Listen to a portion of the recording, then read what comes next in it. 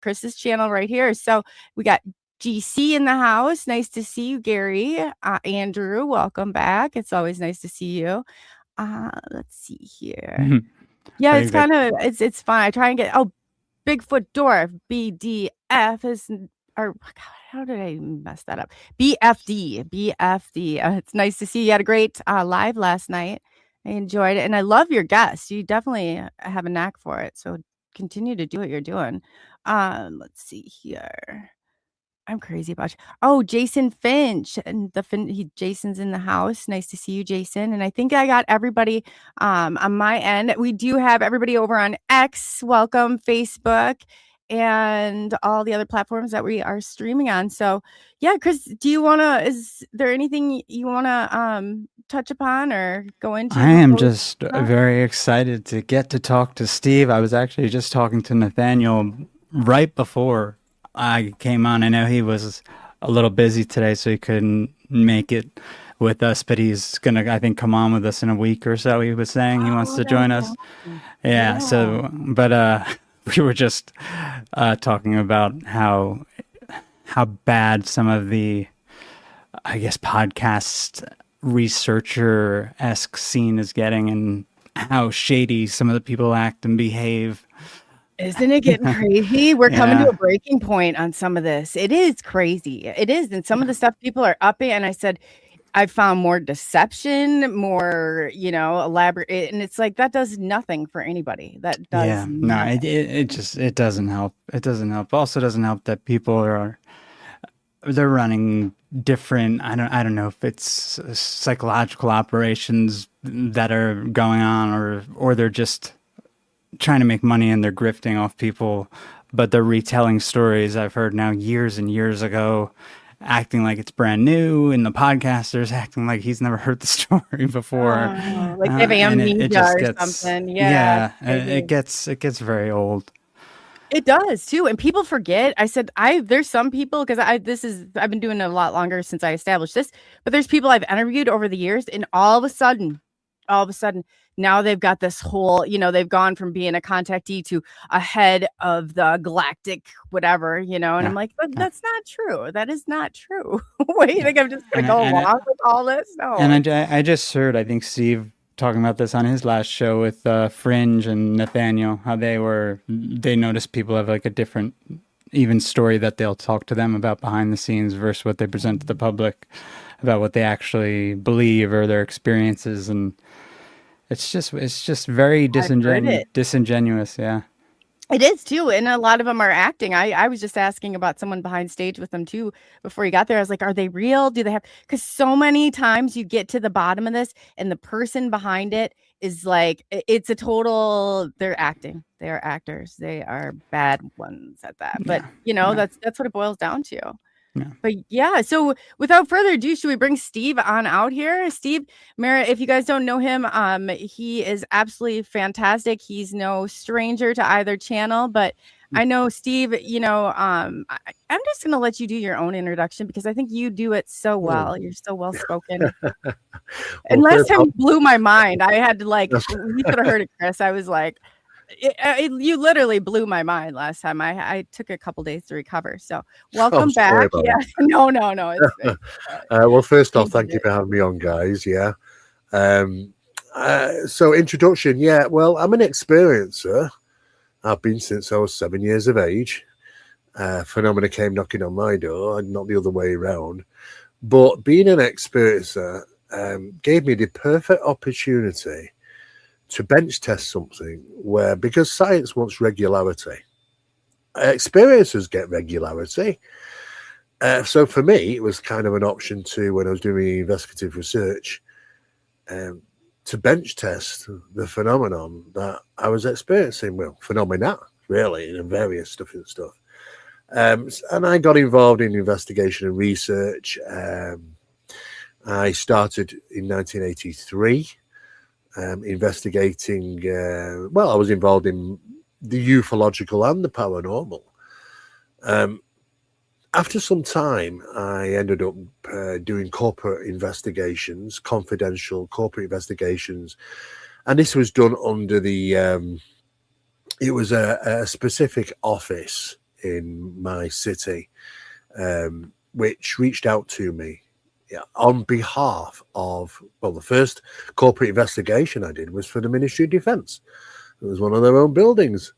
It was highly confidential at the time, not so much now. And we had what we refer to as a CAP document, which is a confidentiality assurance policy, the CAP documents. And they have 10 years, and then you have to re-sign it for another 10, to keep it confidential. They can relinquish at some point, and some do. And this particular case did. And that opened, because it got through to the Public Relations Office, I did 16 and a half years of private corporate company investigations, including working with the police, including working with the CID, Criminal Investigations Department, in the UK on numerous really pretty strange cases, you could say. You could say they're X-Files in a sense of speaking.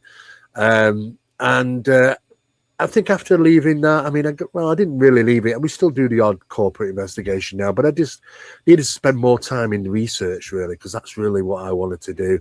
Of course, I've been involved in too many television programs and documentaries. They just keep coming out. There's always one coming out probably every month, every 2 or 3 every month sometimes. It's just crazy.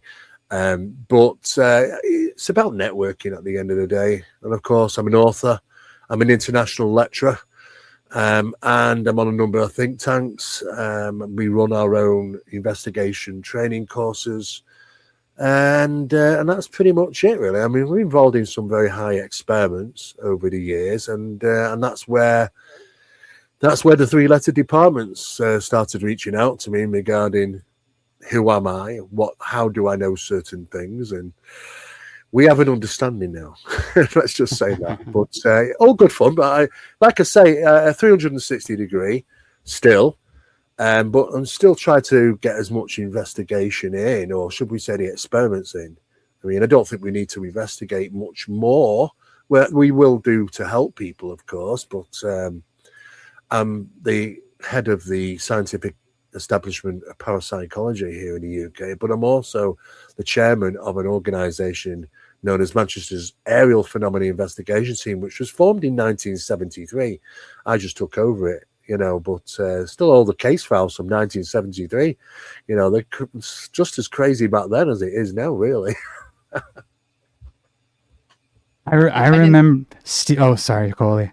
I was just going to say, Steve, I remember seeing you on Unsolved Mysteries with, who was it, Don Phillips? Oh, yes. Yeah.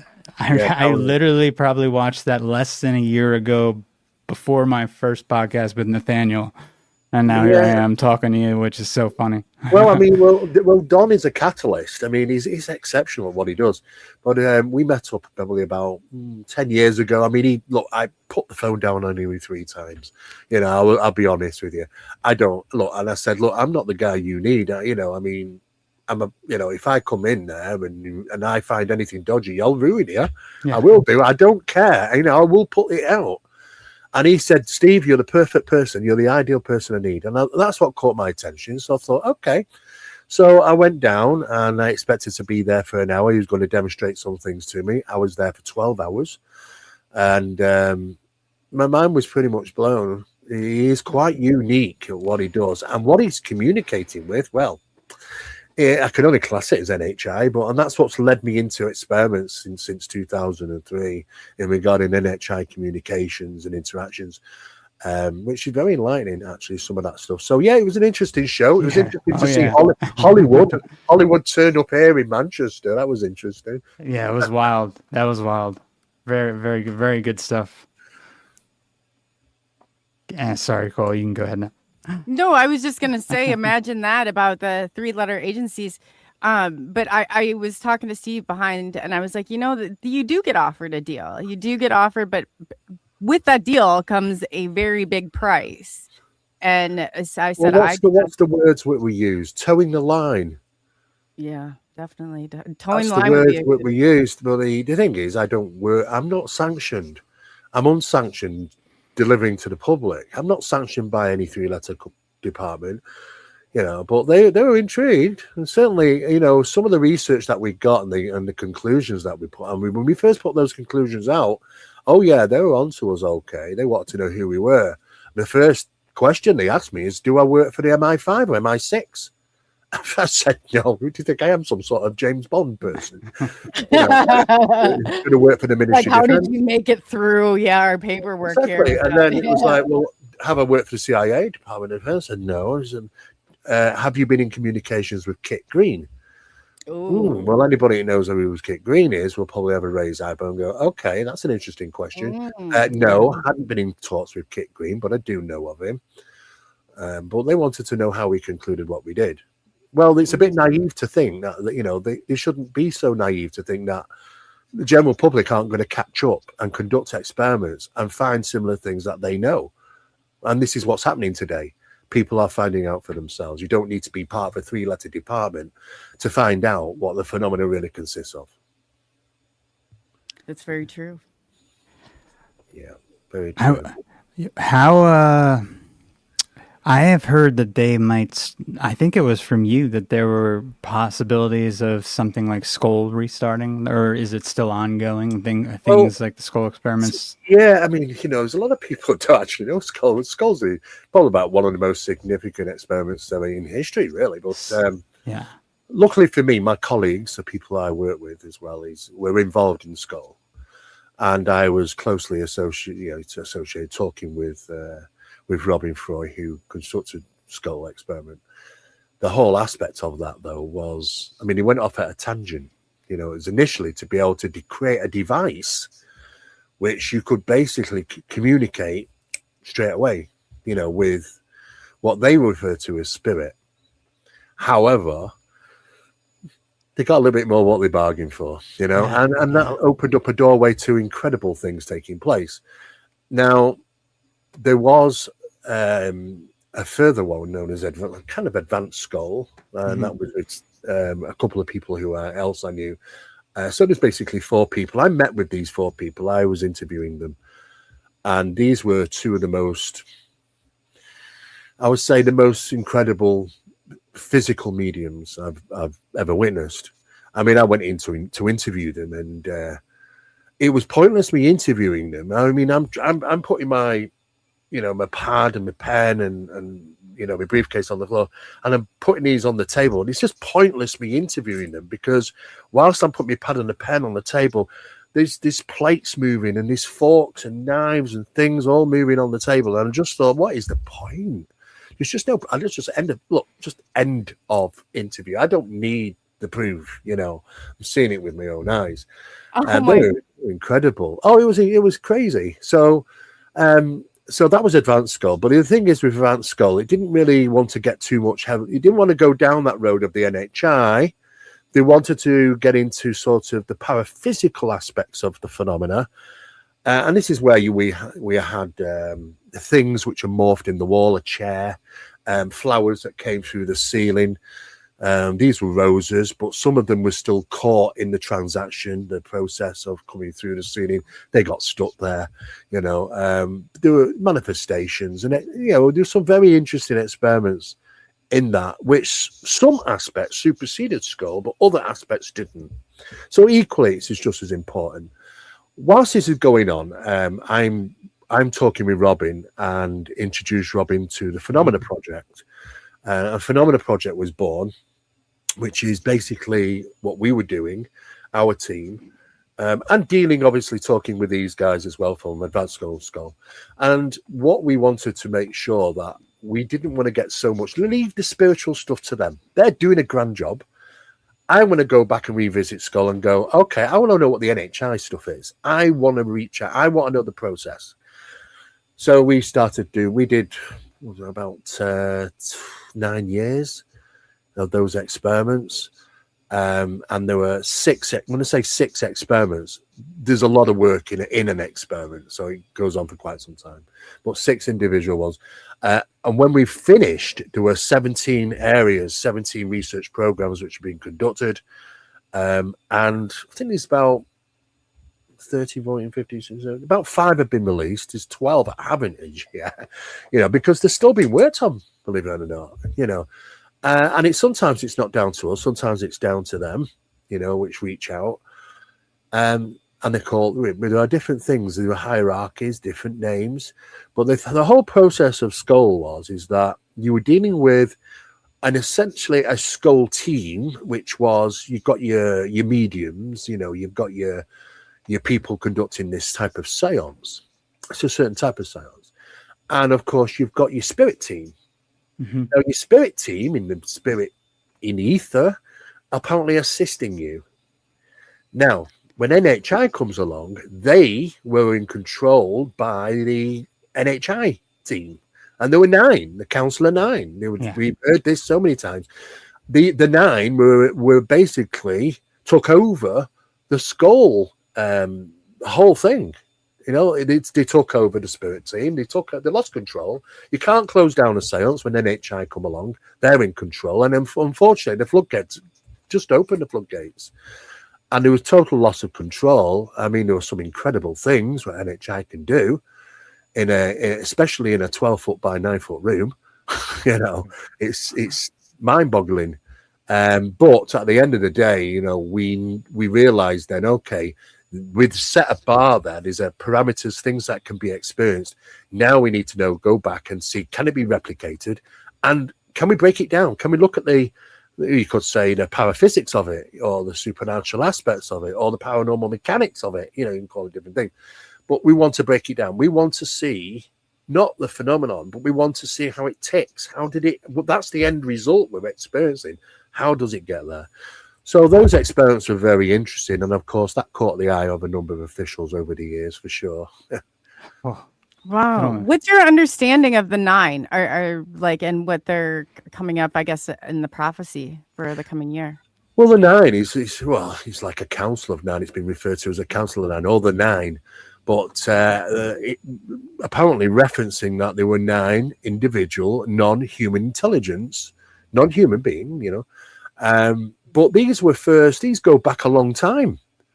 I mean, Skull wasn't the first to get. I mean, you could look at there was Lab 9, and it was referred to the 9. And the same experiments are being conducted with military personnel. Gene Roddenberry was part of that. Because the communications. Now, this is very interesting because there was a lot of deceit going on in the communications in Lab 9 experiments, and that was Puterich. He was involved. He was the head guy in that in those studies, and they were being told by, we've got a council, we've got this federation of Galactic Federation, and this and the other. No, but it's a great one-liner they keep throwing out now and again because they do that. They just like to do that. But Gene Roddenberry was part of this. So where do you think he got his Federation of Planets from? The Star Trek, there's the whole Star Trek aspect. Oh, wow. So because Gene Roddenberry was part of that, of the Lab 9, and he was highly involved in those sort of things as well. And of course, his ashes ended up in space, didn't they? He got launched. Right. So what are your thoughts on it continuing that there's always 9 on the planet? Yeah, well, they call themselves different things sometimes. The Lighter Twins is another name. Well, the 9 too is not the Ogduad, but the Great Ennead, right? The Egyptian Ennead. So this goes back all the way to the Egyptian pantheon. It's the same thing. Yeah. It's like saying the apparition of the Lady, or Hathor, or Danu. I could go on all day with it. It's the same. It's the same intelligence appearing in different aspects, different cultures. And we can even rope in now the Virgin Mary. And you think, we can't rope in the Virgin Mary because that's a religious connotation. No. Hang on a second. No, we've got things mimicking them now. Vatican's just released in November the norms document, updated norms document, letting all the archbishops and bishops know from around the world that we have a bit of a problem, guys, because now we have things appearing to be apparitions, religious apparitions, which are not. They are false apparitions. But the phenomena can manifest in any way it wants to, and that is one of the key things it manifests as. Yeah. I don't know if either of you guys have heard the story of the. I want to say it was the apparition in Spain. Gara starts with a G. Garabaldar or Gara. Okay, carry on. Yeah. It was the girls who were seeing. They were seeing. Basically, they saw what they thought were angels, and it was a lady.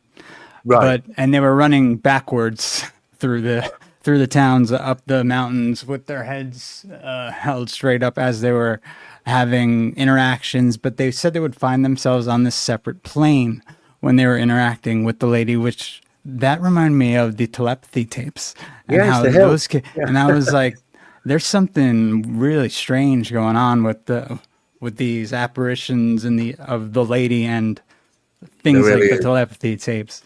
It's almost like an aspect of psychotronics or some sort of. It's under guardship by NHI, the whole thing, you see. So, I mean, look, this. No, I can't say that. What I can say is that there are certain departments which have managed to infiltrate the hill, but they don't last long because they get thrown out. The guardship is very, very high regarding these pods and these children, and there are several pods and there are several hills. But I don't know. We really don't know what NHI is doing with these, and they're not talking too much about it. The kids, the people. But it's been going on for quite some time. We never even knew. It was right under the noses of parents. Never even knew this until it accidentally got out, and then realised, hang on a second, and what's going on? I mean, even UFOs, crafts are being seen. This is what they're saying. And some of these are small balls of light which are going in through the children and coming out, passing into them. So there is a real lot of stuff which is quite concerning about that for sure. And this was Garabandal. That's what the name was. Yeah, the Garabandal apparitions. Yeah. It's very strange. They wanted gifts too, or she wanted gifts. They were putting like jewelry and gold on the children and it works. This is the problem with today's society, and this is why so many people turn into ritual magic, is because now it's 100 times easier to gain attention through ritual magic than it used to be. People have to put some good time and effort into trying to get this, and it never always worked. But now things have changed. The phenomenon has stepped up its game. It's easy to communicate with these things now if you know how to do it. And you can have a partnership with them, and you can gain from them. I wouldn't advise it, but there are people out there. Look, we're living in bad times. We're living in times when it's so bad now that people will turn to ritual magic to gain. Absolutely. I've had people said to me, tell me how you're doing it, Steve. I want to get involved. I want to do this. I said, no, I'm not sharing that bit with you. But it's, because it can lead to, some dark areas for sure. And now, what are they doing? And they're so blasé, just putting it out there now. Even the Skywatcher program, oh yes, they don't mind turning around saying, yes, we're using children. Yes, we're reigniting trauma in them to gain these things to come down. They're not bringing them down because they started off, we're bringing them down. No, you're not bringing them down. You're enticing them. And we know how you're enticing them, through the dog whistle. And I know what the dog whistle consists of. And it's the same thing in our research, what we deal with day in, day out regarding the frequencies and association to manifestation. They know that. But it's just to bring it out and talk openly about that, though. It shows you how things have changed so much now, hasn't it, Chris? They don't care. They just quite burst it all out and leave people to decide what they think about it. Well, it's shocking, to be honest with you. What great lengths they'll go to gain this information. It's the wrong way to go about it, of course.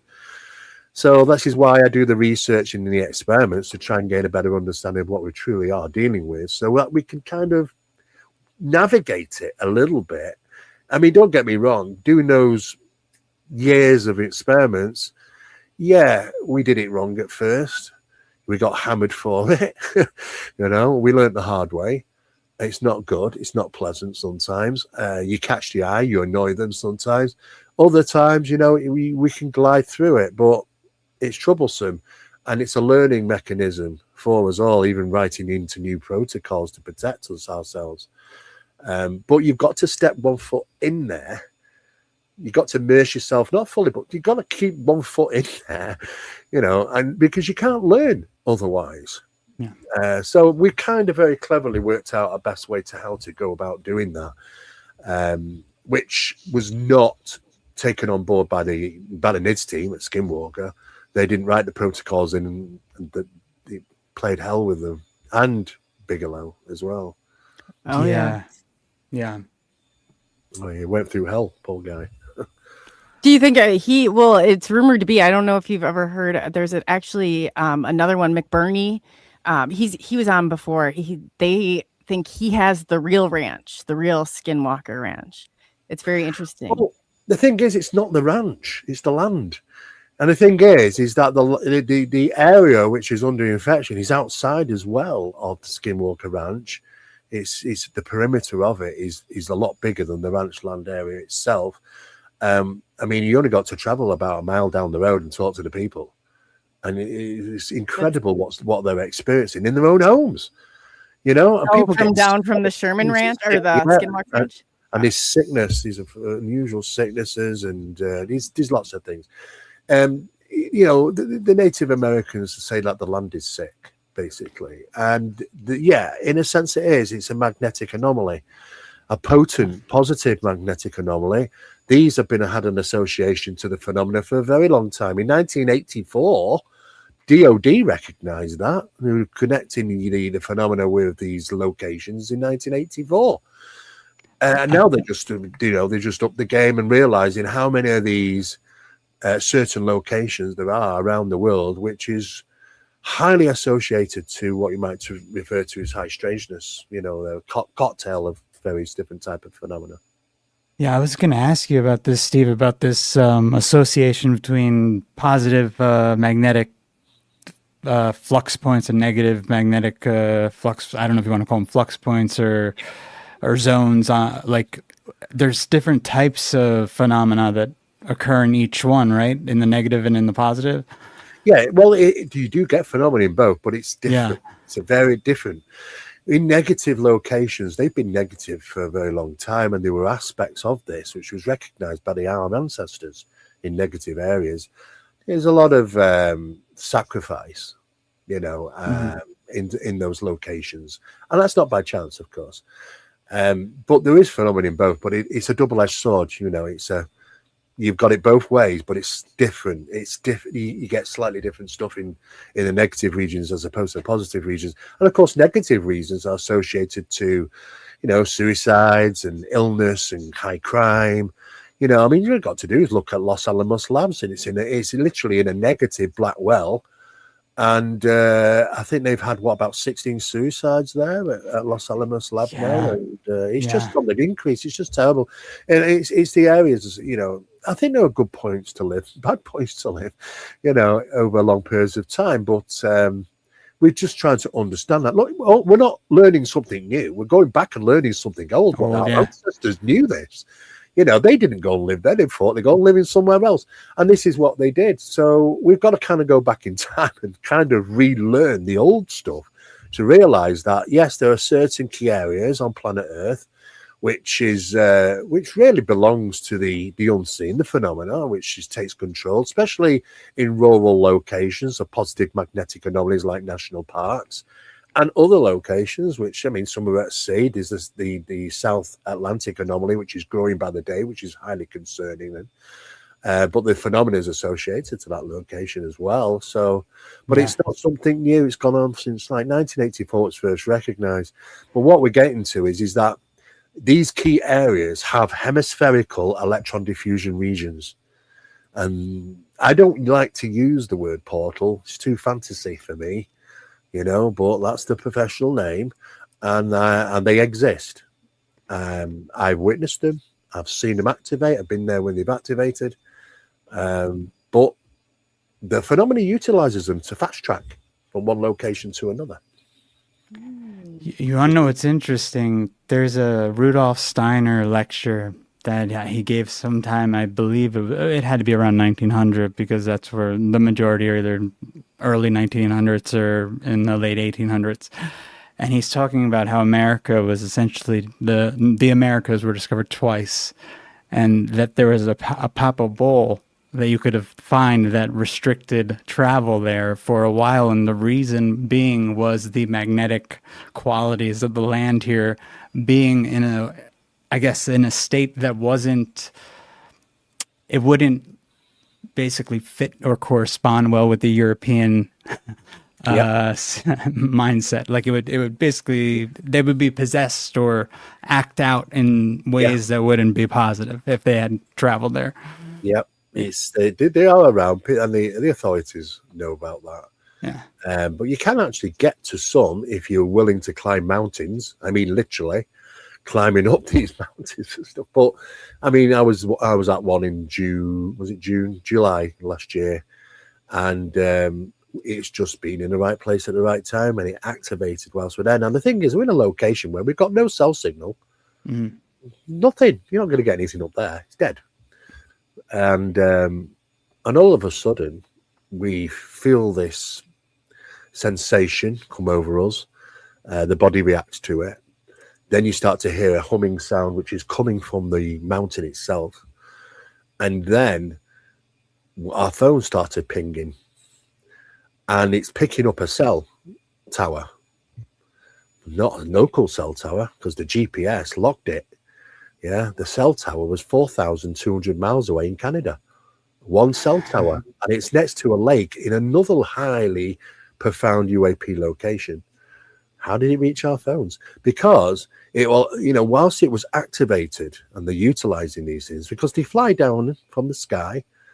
They call them Tears of Lake St. Lorenzo, the locals, because they haven't got a clue really. They're not meteors, but because they say, "Oh yeah, they're blue." Oh right, and then they go red when they turn sharp corners and go into the mountain.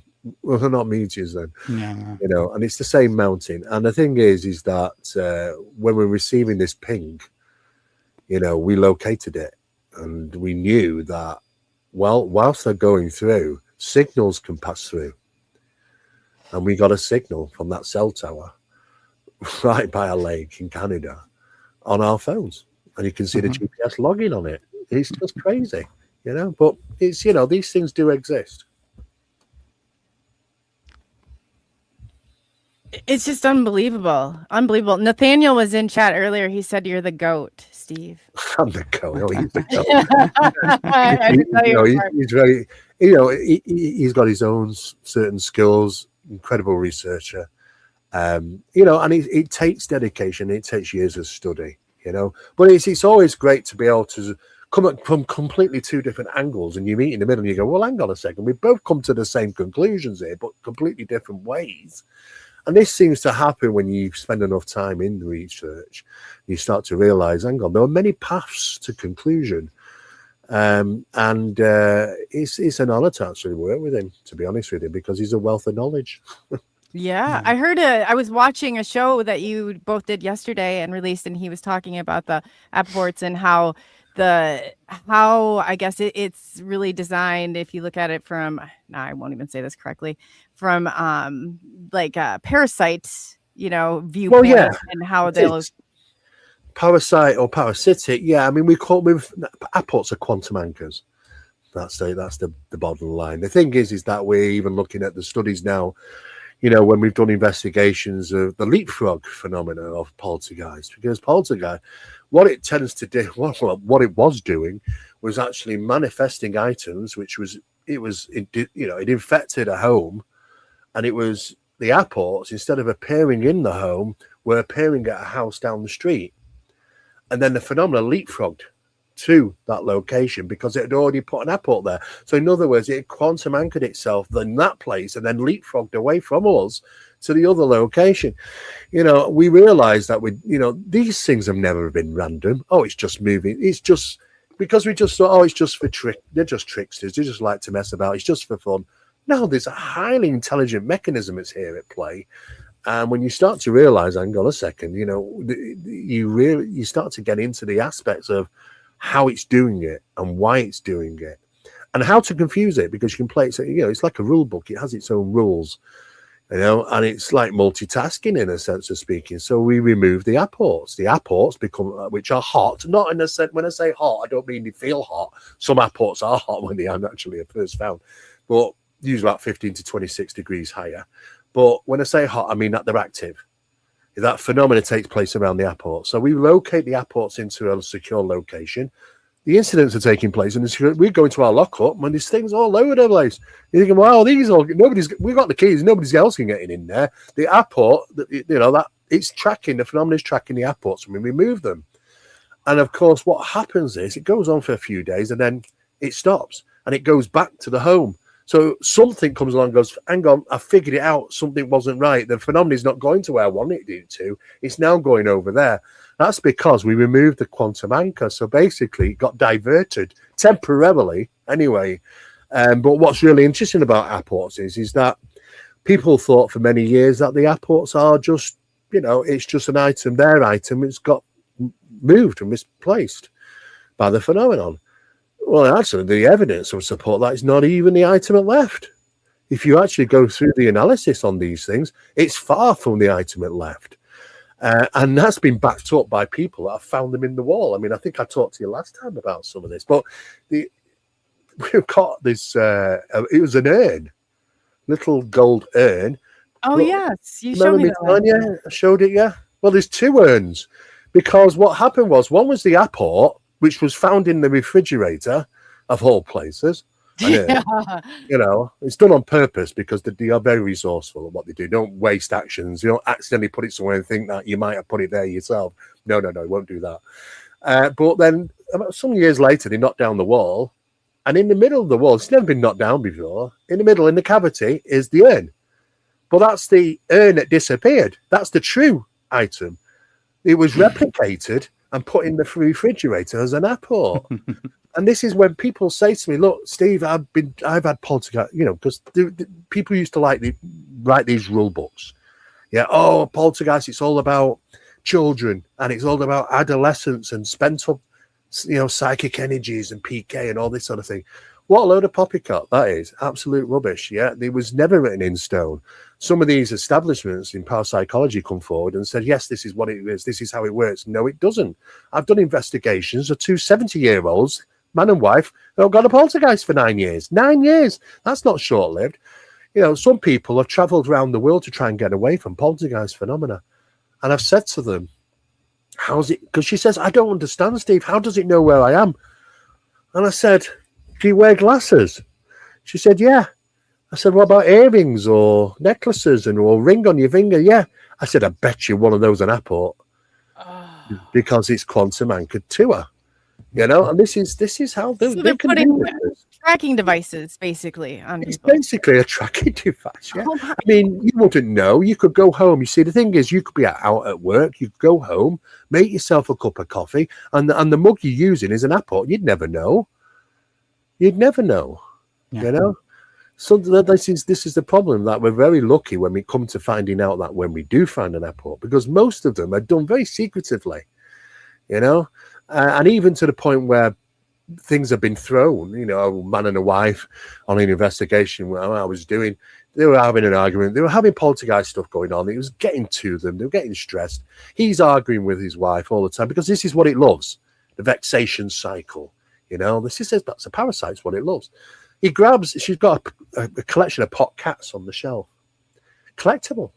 He grabs a favourite pot cat. He opens the back door and get it out there in anger because he knows he's upset.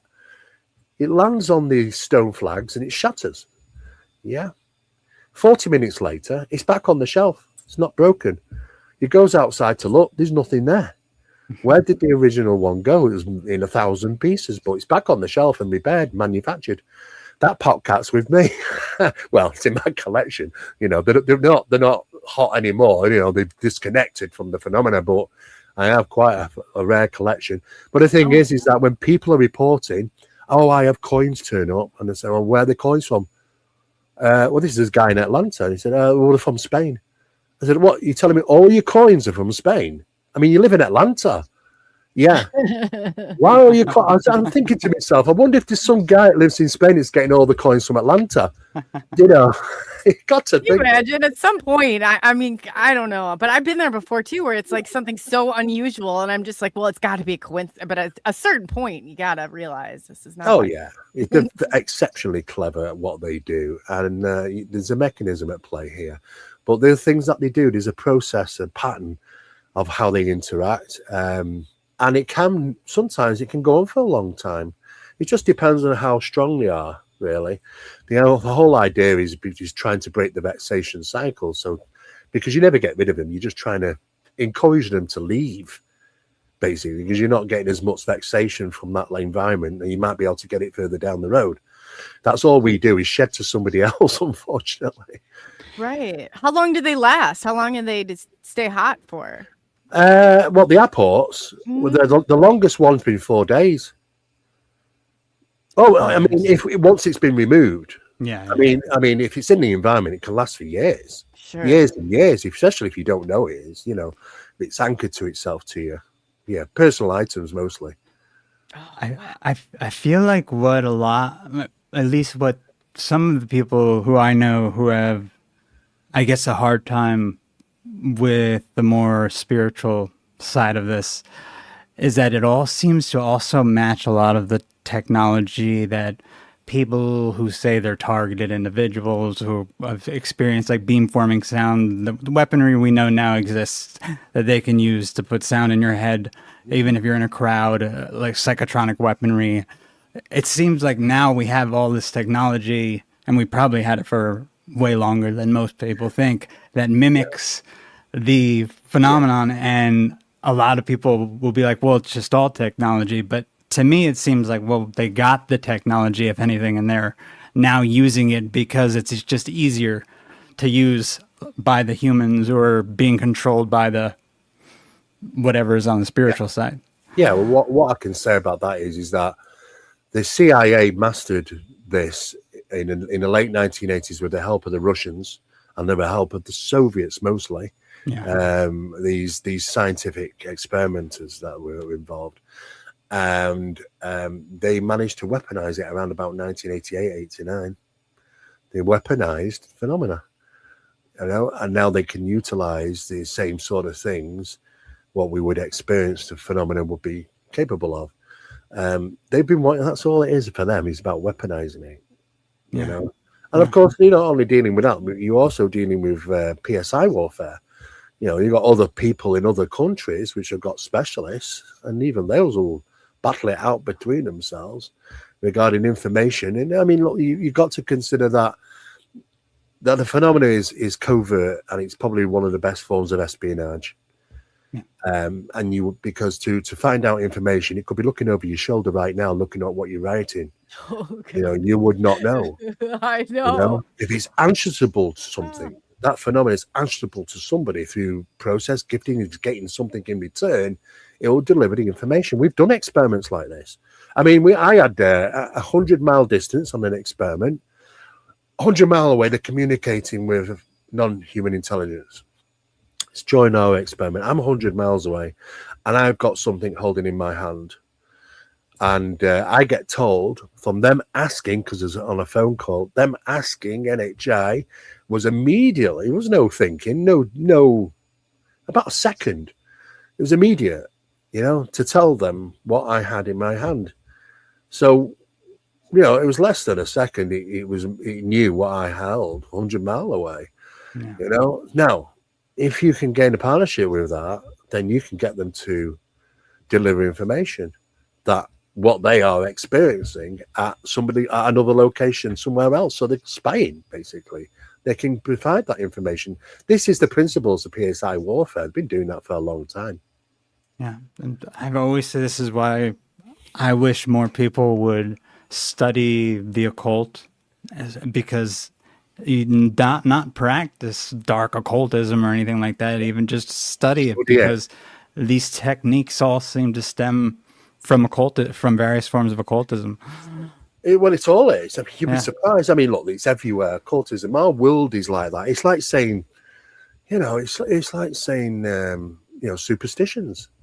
You know, and we say, "Oh, are you superstitious?" You go and do a survey in the street and ask people, "How superstitious are you?" Some people might say, "I was not suspicious at all."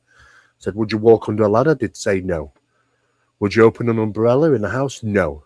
Would you put your shoes on the table? No. Interesting. Do you put your mouth over your hand over your mouth when you yawn? Yeah, that's superstition to keep the devil out. Do you say bless me if you sneeze? You know, to keep the devil out.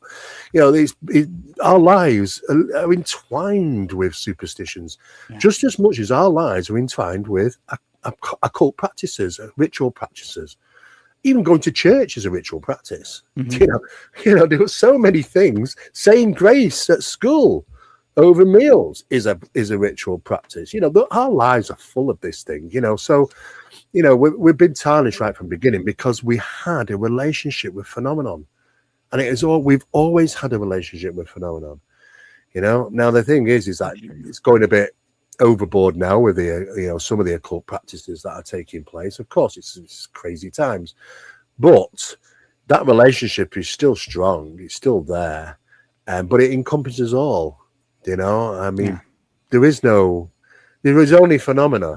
The source, you know, we can put it into different brackets: UFOs, paranormal, supernatural, cryptids. You can do that all day long, but you'll never conclude because your answer's in that box or that box, and people not communicating, not getting anywhere. You know, so there's got to collapse these compartmentalized boxes. And you know, I don't know how they came to be honest with you, but. You know, they've been held there strongly for a long time. Paranormal guys won't talk to the UFO guys, and UFO guys won't talk to the paranormal guys. I know. It's the same thing, though, really. I mean, you know, it's been going on since the Project Blue Book. I've got every single report from Project Blue. I've got the whole documents now. And I was looking through, it's ridiculous. You know, you look at the reforms that have been filled out, look like a 12-year-old with the questions. I mean, they weren't interested in asking any decent questions to the witnesses. But some of them were saying, oh, yes, it was over the farmhouse. And we watched it, me and Charlie, for 40 minutes. Really, yeah. Oh, and what was really interesting is that after that, the following day, we had like strange poltergeist stuff that went on for a couple of weeks. And they turned around and said, oh, Mrs. Brown, don't talk about that. We don't none of that ghosty stuff. Just stick to the UFO facts, please. Compartmentalization, even then, back then, days of blue, you know.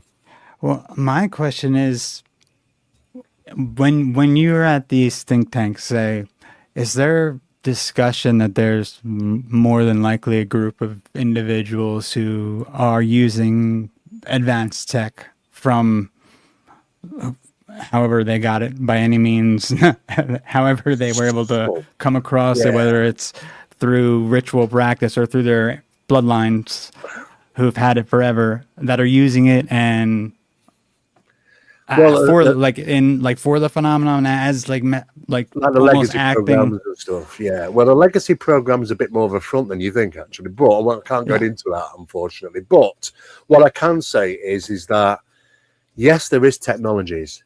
But some of these technologies are manufactured by the help of NHI. It doesn't mean that we've just dropped in our hands, that we've manufactured it, and then we go and sell it on NASCAR for 14 million. And that's what I mean. You know, is there companies that are doing this mostly? You know, we all like to point our finger at the government and say the military are doing this, but most of it is not the military. Most of it is private. Most of it is defense contractors and things like that. But don't get me wrong, you know, most of the crafts that we see, you know, you walk in there and you think, oh yeah, where's all the tech? There isn't. This is the ruse. There is no tech. There is no panels. There's no lights. There's no switches. You know, the craft is sentient and connected spiritually with its occupants. The craft is the phenomena.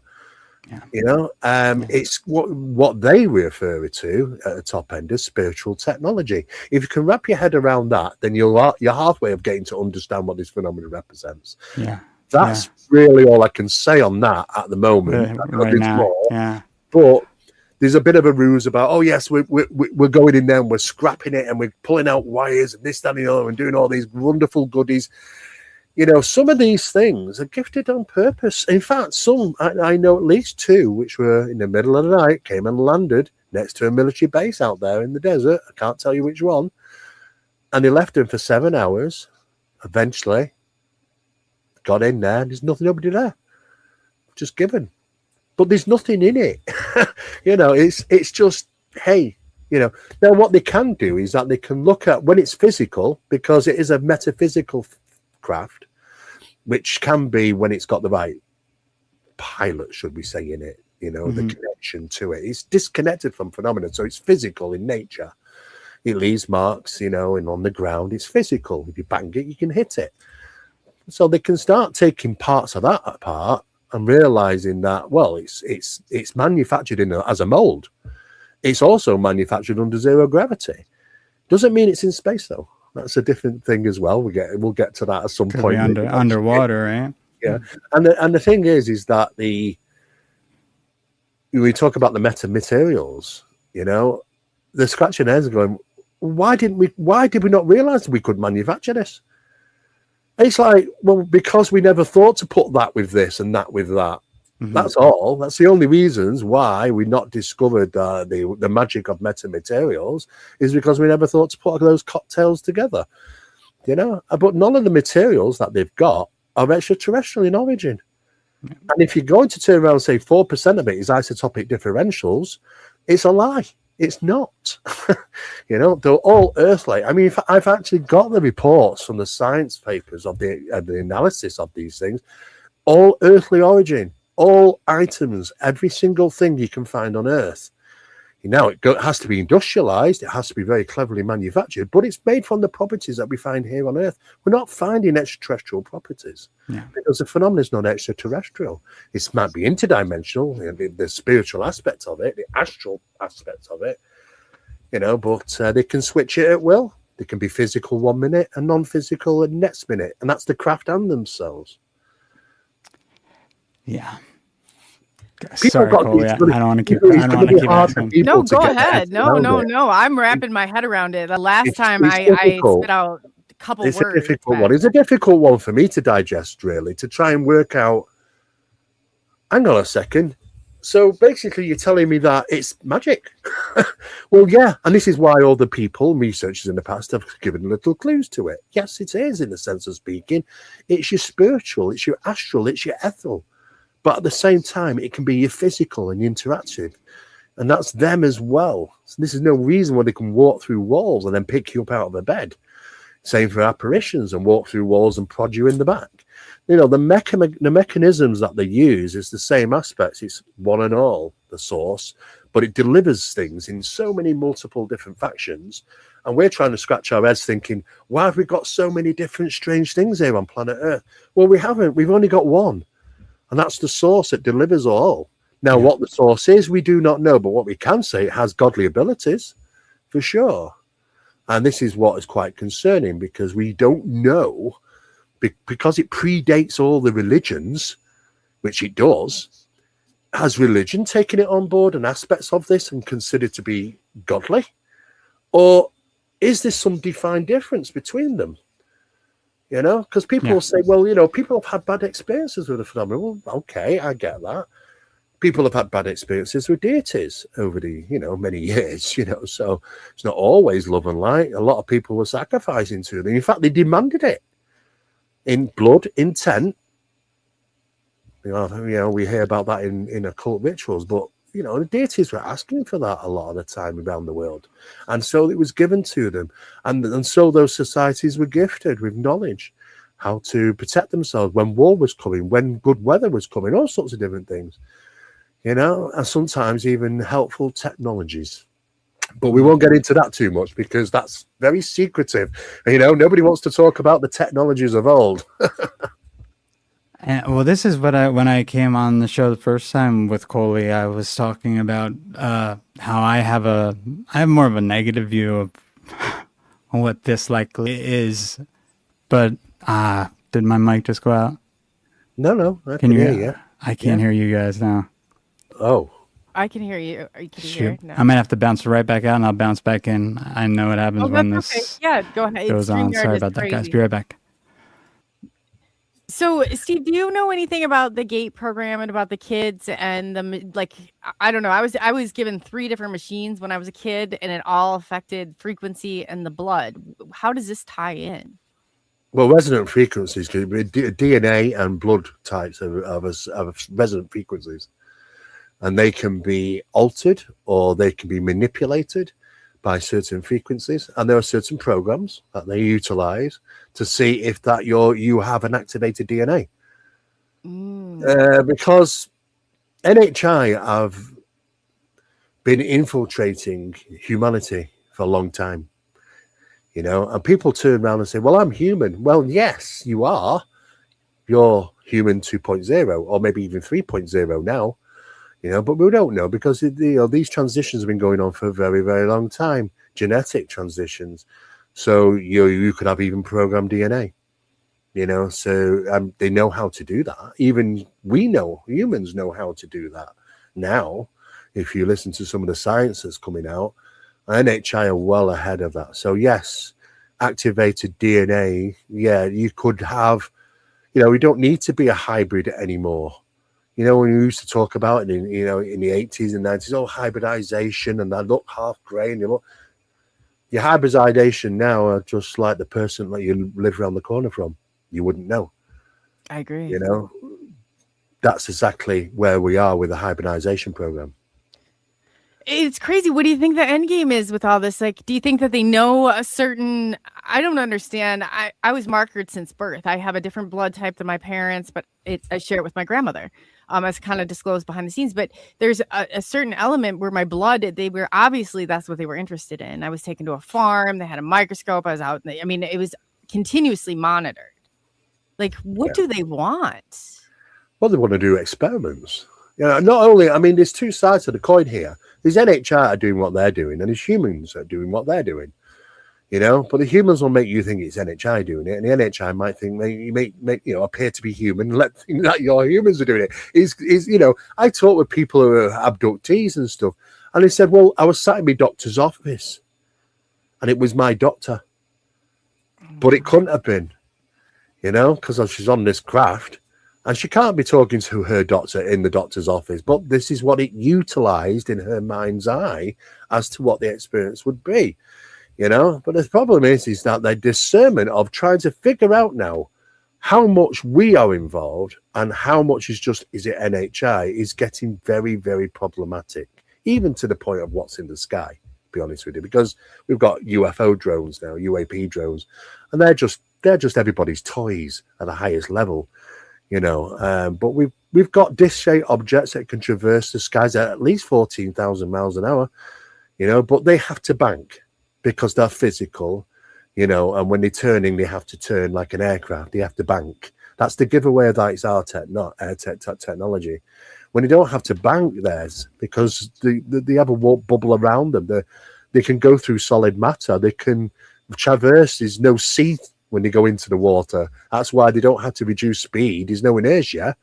Because it doesn't exist to them, it's a different technology. So if you see something banking at huge speeds, it's our technology, not theirs. It's unbelievable. It really is. And when you look at the manipulation, I always felt like it was markered, like for whatever reason.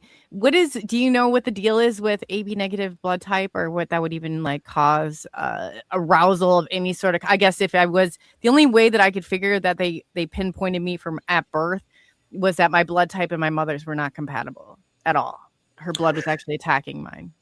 Yeah, well, there's been various different levels of different types of blood, and of course, there's still mysteries as to what certain blood group types where they came from. There's actually no real explanation for them apart from that they were manufactured.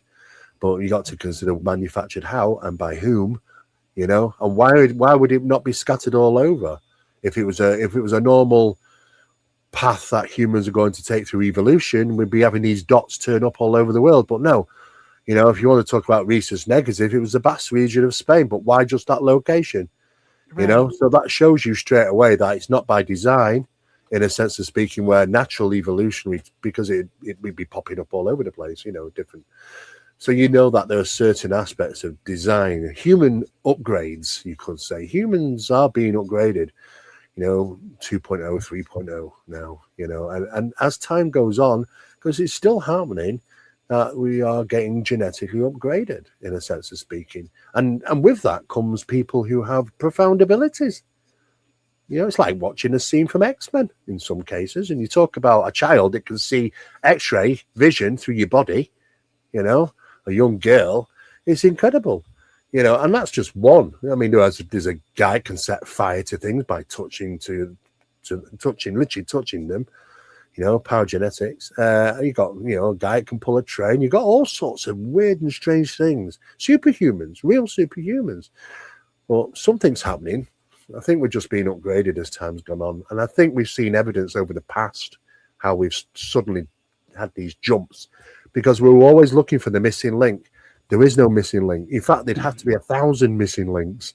There are no missing links. We just jumped in stages of evolution. That's because we've been designed that way. But nobody wants really to talk about that. They all want to make us believe that we've evolved from the apes, which are better than us. If we've come from the apes, we're we're looking for a dot to connect when we were just launching. Is basically like that's. We're worse than the apes. You got me again. No, I mean it's not even maybe a natural. Progression. It's like once everybody gets to a certain point, maybe it's a leap. It's definitely genetic alterations that are taking place in humanity. We are the test subjects. Must be. I mean, from what I've heard and seen, we've got to be the test subjects of some intelligence that is just mothering us and making changes and altering us and experiments. Look, there are crazy experiments in humanity, but you won't hear about them in history, and that is for the eras of the giants. You won't get that. It's wiped from history because they don't want you to know about that. That the genetic alteration took place to the point where there were giants, 6-fingered giants, 2 rows of teeth, some with actually horns. It's crazy, but they don't want to go there because they don't want to tell people that we've been genetically altered by something just testing things over periods of time. But we still see that in traces of blood, certainly genetic alterations, yeah. Well, I feel like we even see it in what the more transhumanist types in Silicon Valley and whatnot want to do with the population. They want to mutate us I think it's because the majority of them fear the unknown and fear death. So why not use the world as a bunch of test subjects so they can test the technology before they use it themselves? And whatever happens to all of us, who cares? Well, this is it. You're right. We're getting into that ourselves, Chris, really doing that. We're starting to act like we can do this. And do you know what? I think we can on many things.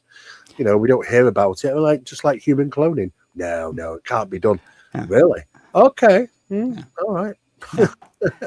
Yeah. But it also feels like this has happened before, and this likely cyclically might happen. And like with either the Atlantean story, whatever that is based in. Yeah. Well, we go through cycles, and when certain civilizations reach the pinnacle point of almost becoming godlike, or they're capable to do things that what we may have considered to be godlike, then we get reset. It seems to be that's the normal path, and we're on the rise. And the fact is that we seems to get to a pinnacle point, and then something happens. It takes us back, and maybe that is the case, because how many lifetimes have there been here before? I mean, look, we keep finding that we're going further and further back in time, mankind. And of course, that's when you even eliminating the other things that they call forbidden archaeology, which leads you to think that mankind was around a lot even longer than what we're told about, like Göbekli Tepe. Look what they did there too. They built over the top of the majority of it, made it a tourist center. They're never gonna dig that up. They were buried for a reason. Yeah, exactly. But now they're activated ritual practice sites. They've activated them again. And so forth they do. But the thing is, there's a lot of strange stuff that goes on, and it's all around us. It's in, it's just part of life. A cult is there. Phenomena is part of that. It always has been, always meant to. And we're trying to drag ourselves away from something, but we're already immersed in it, really. The thing is, it's about the control, and sometimes it goes the wrong direction. People are reaching out just to be gifted now, to be rewarded, because they're sick of life. Life has become so hard that they just want a quick route out, and this is what's happening. And most ritual practices, I mean, probably one of the biggest countries that has the most ritual practices is Brazil. But I'm in touch with people almost on a daily basis in Brazil, and the whole hell is breaking loose there at the moment. You know, with all the pelecaras, which seems so much going on, and it's crazy. And some of these objects and the lights are actually pursuing people now. Yeah, you know, they're going after them. You know, and it's not good. And the thing is that, you know, just because it's happening in Brazil, people become very ignorant. Well, you know, it's not in our country, so therefore it's not true. No, there are incidents do take place around the world in other countries, but they just don't get illuminated so much. Yeah. It's. I feel like if people took a look in Brazil and Peru and these South American countries and whatnot that are getting these more extreme cases of basically what seems to be, instead of cattle mutilation, you have human mutilation going on. Oh yeah, it does. I've been in special meetings about it. Yeah, it's if you can get to what is behind that, even you can get a little closer to even what the hell we're dealing with, the darkest aspects of this, and maybe like slow it down. Well, you know, you've got to kind of consider, you know, when you talk about the cattle mutilations and things, right? Well, what do we do to cattle? Yeah. You know, I know. You know, I mean, we do terrible things to cattle, and really something comes along and does something similar or not quite as bad, but then we're all, oh my God, what's going on? The thing is that, you know, they learn from us and we learn from them. Of course, there is those aspects when it goes from not being animals to something else. And I have been in those meetings, very close meetings, and I've seen the files and I've seen the evidence. Yeah. And that does happen. And it is worrying, you know, that these things do happen. It's profound. It really is that humans are being found in the same manner. But at the end of the day, you know, there's such a massive area of this phenomena that needs to be reassessed, to be honest with you, in a different light, because now we've gone through all that extraterrestrial hype, the rubbish, you know, that, oh yeah, well, you know, they're coming from this planet. And well, that's because NHI don't want disclosure. They don't want to come now. They don't want it to happen. They want to carry on doing what they do. And they're quite happy to give you the one-liners. I come from here. I come from that planet. And once you got to Giza, they said they came from the moon. And then they said, oh, no, we come from Venus. And then they said Mars. You know, but as we are getting better, we're realizing, well, sorry, but you're not there. Oh, no, we're from Aldebaran. Oh, no, it's Zeta Reticuli. You know, that. You know, even the whole aspects of Zeta Reticuli just came about through drawings, you know, of a star, and it didn't even really match up, to be honest with you, you know. But and yet the ET call themselves it now. Oh, from Zeta Reticuli. Okay, so we could have made up anything really, and they'll follow the path. Yeah. And tests like this have been done before, and they have followed the path, you know. And this is why there's so many archetypes, over 6,000 now. Variations of ET. So we're going to say 6,000 coming from on different planets. According to the scientists in the late 1960s, the best scientists in the world were asked the question by NASA and other science teams, what if we're out there, what can we expect life to look like? The scientists said, well, we know what planets are like out there, and they're vastly different than planet Earth. And it only takes minute change on a planet to have a massive change in life forms and intelligence. I said, really, to be honest, you might not even recognize intelligent life. So what happens? They all come knocking on our door with 2 arms, 2 legs, a mouth, and 2 eyes, and a nose, you know. And the scientists are going, yeah, no, we're not swallowing this. This is not right. You know, it can't be. Well, no, because this is an interface. Yeah. It's like their interface. It's the best way they can interface with us. You can't interface with the ball of light. You know, you have to have something you can interface with. So this is. Well, have you seen the new plasma? Well, it's not new, I think, but now they're There's a video on YouTube you could look up now where the DoD is using, it might be from DARPA. They're projecting voices through plasma balls. So if they want to send a ball of plasma into a building and talk to you, or into the woods, and it's pretty wild. It's pretty wild. So it's going to be even more confusion. Yes. Well, I mean, I think they do it on purpose. You know, I mean, the whole thing is the whole thing is to create absurdity, as you know, as Jacques Vallée said. And when I was with him, and when he came over to the UK, he was adamant about the absurdity, and I said, "Yeah, I can believe it. Yeah, you know, I can believe that absurdity that is generated purposely, because you won't make sense of it. They don't want you to make sense of it. You know, they don't want people to sort of work things out, because you isn't. It's so." You know, if you're thinking that you're dealing with the whole planet, this phenomenon I mean, we're the new kids on the block compared to this stuff. They're the masters, the watchers, you know, and they do seem to know stuff. You know, I don't know if they're watching, but if you open the door a little bit, it doesn't fully close, I don't think. You know, there's something about the engagement through faith or belief systems. I mean, people who start to believe in the phenomena will witness the phenomena. Yeah. If you don't believe in it, you're not likely to experience it, really. You know, and you even saw that at the skull experiments, right? If they had someone who came in who was more of a skeptic, less likely to actually have anything happen, right? Well, it was the same for when we did our experiments. When we started to conduct the experiments, we didn't choose the people. The phenomena picked the people. And how did it do that? Well, we opened up to the general public for about 12 months, and we had people coming on board saying, I want to be involved in this experiment. Okay, no problem.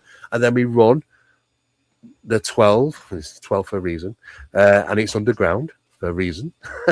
And it's done in a way that we measure the results. It was okay. It was all right. Okay, who's the next 12? Let's just swap them around. Let's see who's who. And eventually, took us to about 2 years, just over 2 years, we finally tuned it to the 12 that the phenomena, which we say was the best. It reacted the most with these 12. I guarantee it. When you went around that table, not one of them was a skeptic. Mm-hmm. They were believers, and they were all experiencers, because the phenomena likes that, you know. And the thing is, it engages with them, even consciously now. You know, when we didn't know, when we were doing the experiments, when we went out there, that when we go to certain locations and there does seem to be something in the sky that's acting intelligently and wants to catch your eye, because phenomena seeks to be seen for a reason. You know, they're not very covert going through the sky, are they, with all these great big beautiful lights on, because they seek to be seen. Yeah, and the more they're observed, the better for them it is, you know, because they can reach out to consciously connect with these individuals. Now, what happens is that we didn't know until around about maybe 5-6 years ago, through research, because I was working with a guy called Barry Fitzgerald at the time, and the research that was coming through. We had flow bands. You put them on your head, and it measures your brainwave activities to your cell phone whilst you're out mobile. And we have a experience with an object in the sky, and what we didn't realize is that we lost our discernment in 20 seconds. 20 seconds. You might even be able to do it faster, but after 20 seconds in a waking state, our brains suddenly slip to theta, a manipulative theta brainwave. There goes your fear response, or your fight or flight, right? Yeah, and also you're highly manipulative under those conditions. Your perception can be easily altered. So in other words, it's preparing you for something already, and we didn't even know that was happening. That's what Bluetooth pairing with this phenomena does, that conscious connection, and that's what it does. So this is why it seeks to be seen, you know. And this, sometimes they put on a display, sometimes they put these lights on and all this sort of thing. Oh yeah, you know, very crafty. I actually have an example of this that happened with me and my girlfriend back in 2021 or 2020. We went to Malibu, got an Airbnb. It was pretty much middle of nowhere, Malibu, little cottage house. Malibu. And we're seeing these weird, just white kind of orbs in the sky that shouldn't be there, because it's very cloudy and the stars shouldn't be noticeable at all. And they're moving. And then all of a sudden, I'm seeing these bright this bright light behind the trees and the ocean's right behind it that's just going up, off. She's very skeptical.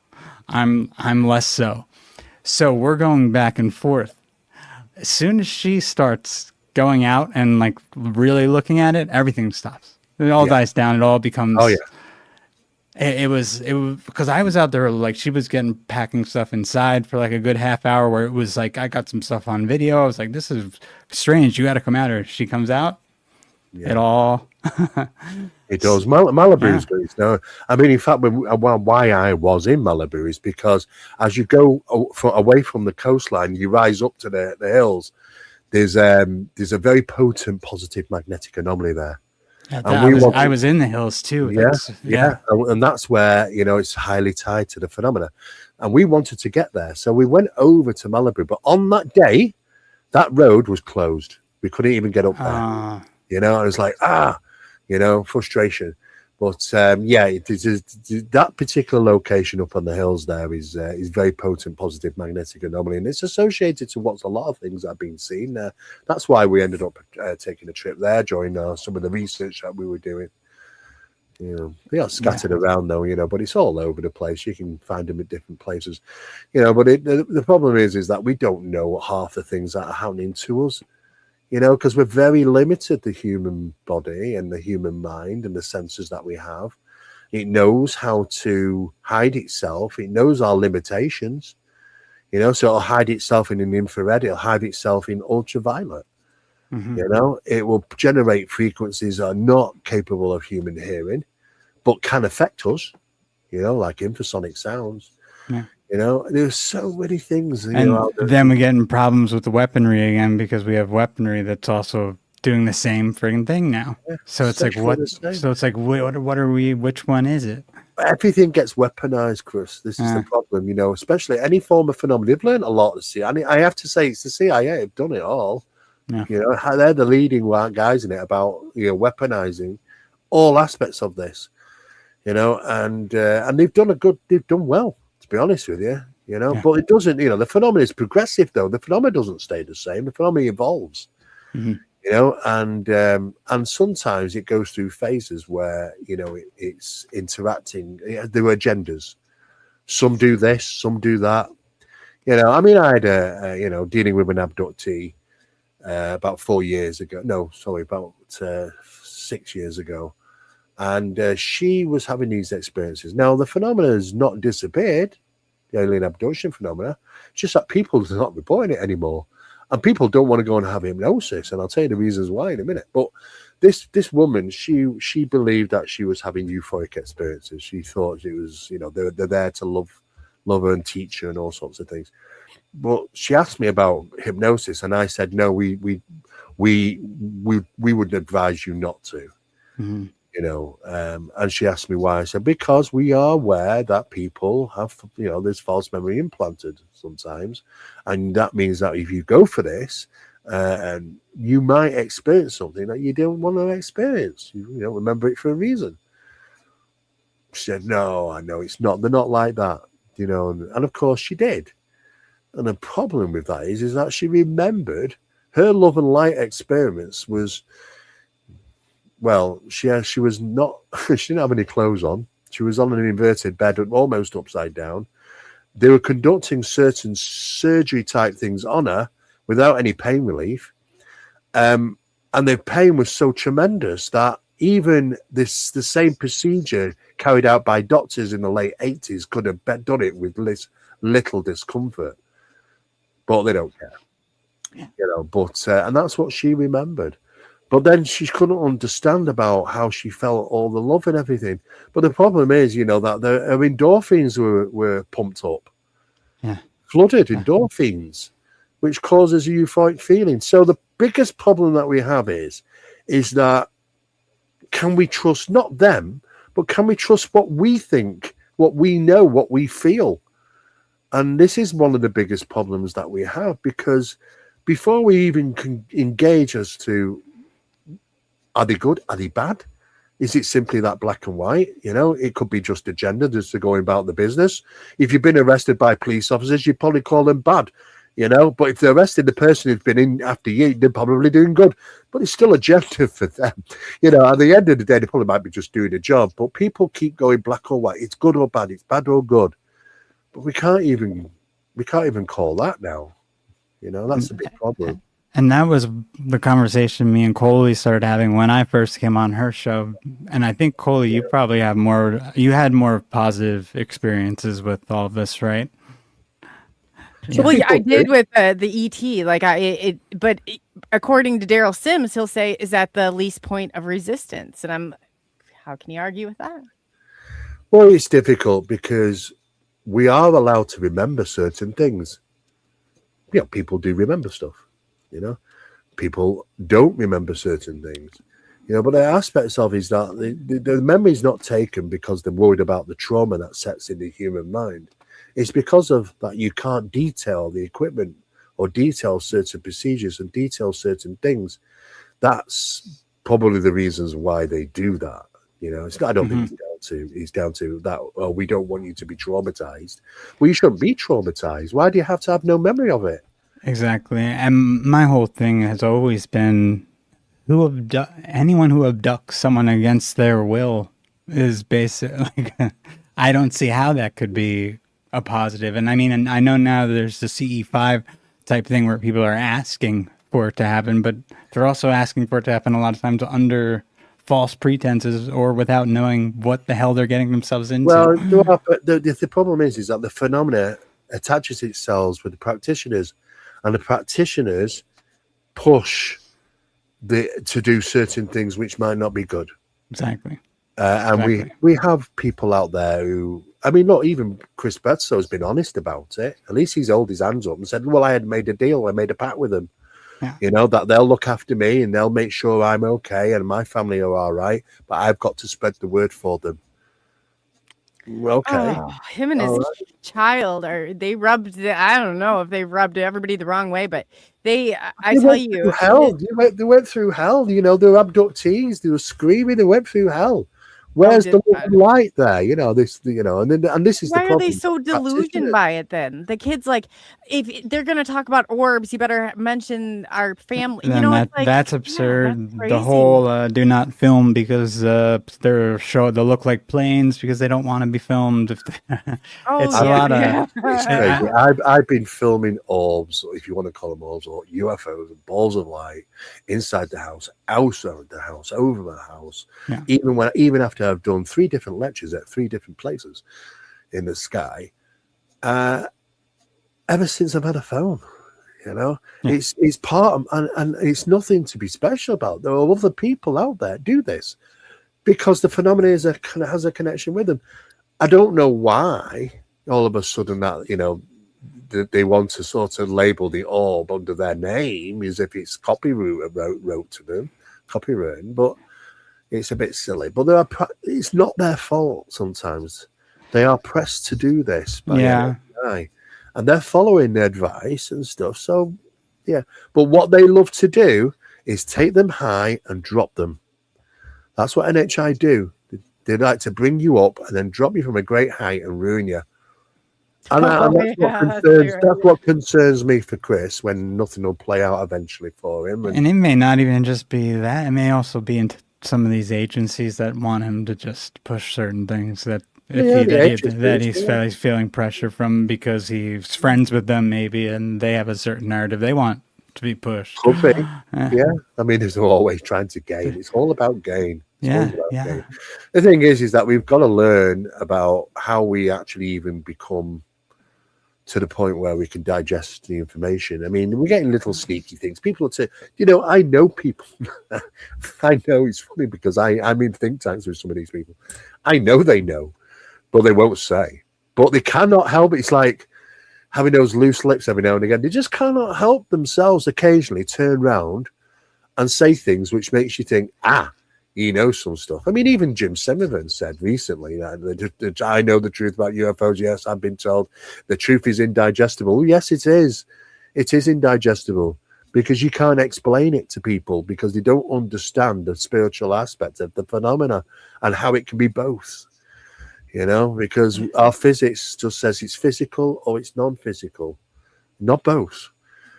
You know? And then there's a very dark aspect, it seems, to all of this that has to do with possession and eventually using people as vessels It's the in phenomenon, some sort of way. Yeah. Well, the phenomenon does what it does. Well, the thing is, people want to go down that demons and devils and all that, but you've got to consider, the phenomenon predates the religion. The demons and the devils came from religion. They're manufactured from religion. I mean, in fact, it's based on Damon, and Damon's a spiritual advisor. So, it's a guidance system. So it's nothing to do with see, this is where I more so even think it gets back into the actual people interacting with it, because these people interacting with it want that immortal godlike power that they're interacting with. So then they start doing things to us. Your demons and your devils are archetypes. Yeah, exactly. There's still a core phenomena that utilizes all these things, because people just go, okay, yes, it's all demons. Well, what are you judging it on? You've got to judge a book by its cover. Yeah. Well, if you have to go ahead and do that, then the demon will always exist. You don't. You have to judge it on its actions. Mm-hmm.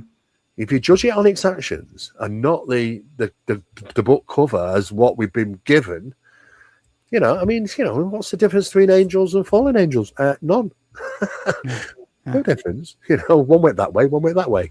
That's exactly it. That's all, Chris. There's no difference. But they painted them with bat wings, didn't they? Demon wings. The angels had to have lovely little partridge wings and dove wings or whatever. Yeah. It's crazy, the symbolism. But do you know what the phenomena does? It will appear like that. Why? Because it's in the mind's eye of human. And that's why people say, oh no, they are real. I've seen one. Well, yes, because it's based itself on the archetype that you designed. Yeah. That's exactly it. Yeah. Now, this is why we've got such a variety all over the world. There are some places, some countries that have never had certain things. Never. But they have their own. They have their own version, because the phenomena knows. It takes the measure of man or women, in this case, within seconds. It reads you. It knows, okay, what shall it be? If you're a kiddie, you might think, well, you know what, I'll be a teddy bear. And you'll be an animated teddy bear. Mm-hmm.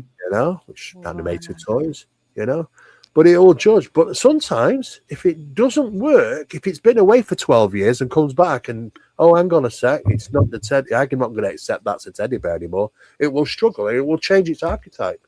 It will shift. And this is very cleverly how it does it. But it's like a computer program. It's interfacing with us and finding the best way to interface with us. Sometimes those interfaces we might consider a bit crazy, of course. Yeah. So do you think that's what AI is here? Do you think that it is their way of, because I kind of was reading something about the collective and how we're creating something that even exceeds what was crazy maybe 10 years ago. We're the ones that are fueling that. We're creating something even, a bigger role for them to play. Well, from what I can say is that AI is going to be very closely associated with NHI. Yep. Because AI is an open cockpit. And we know that NHI can do this. I mean, they can put images on a camera film, which is not even in the camera. You just go and have it processed. Oh, we've got images on it. You've got recordings on a recorder where there were no power. There's no recording head. How did it get onto the cassette tape? Didn't need anything. Yeah, they transplaced it on there. They've got beams of light that can hit warheads and physically damage them inside on screw parts. And you can't get into a warhead, they don't make it easy, and of course when they go and do the investigation, they realize, hang on, we got some physical damage here. What's going on? How do we do that from a beam of light? A radio communicating with them. They take out the tubes, they put it in a Faraday cage. It doesn't stop it. Even if it's not functioning that, because it's not using any of it. It doesn't need to. The ghost in the machine has always been there. It's the gremlins, it's the ghost in the machine, it's that intelligence behind AI. It's going to be in there. And it's actually been even stated, I think even Tim Taylor said at one briefing, that it will help usher in further the NHI. AI will.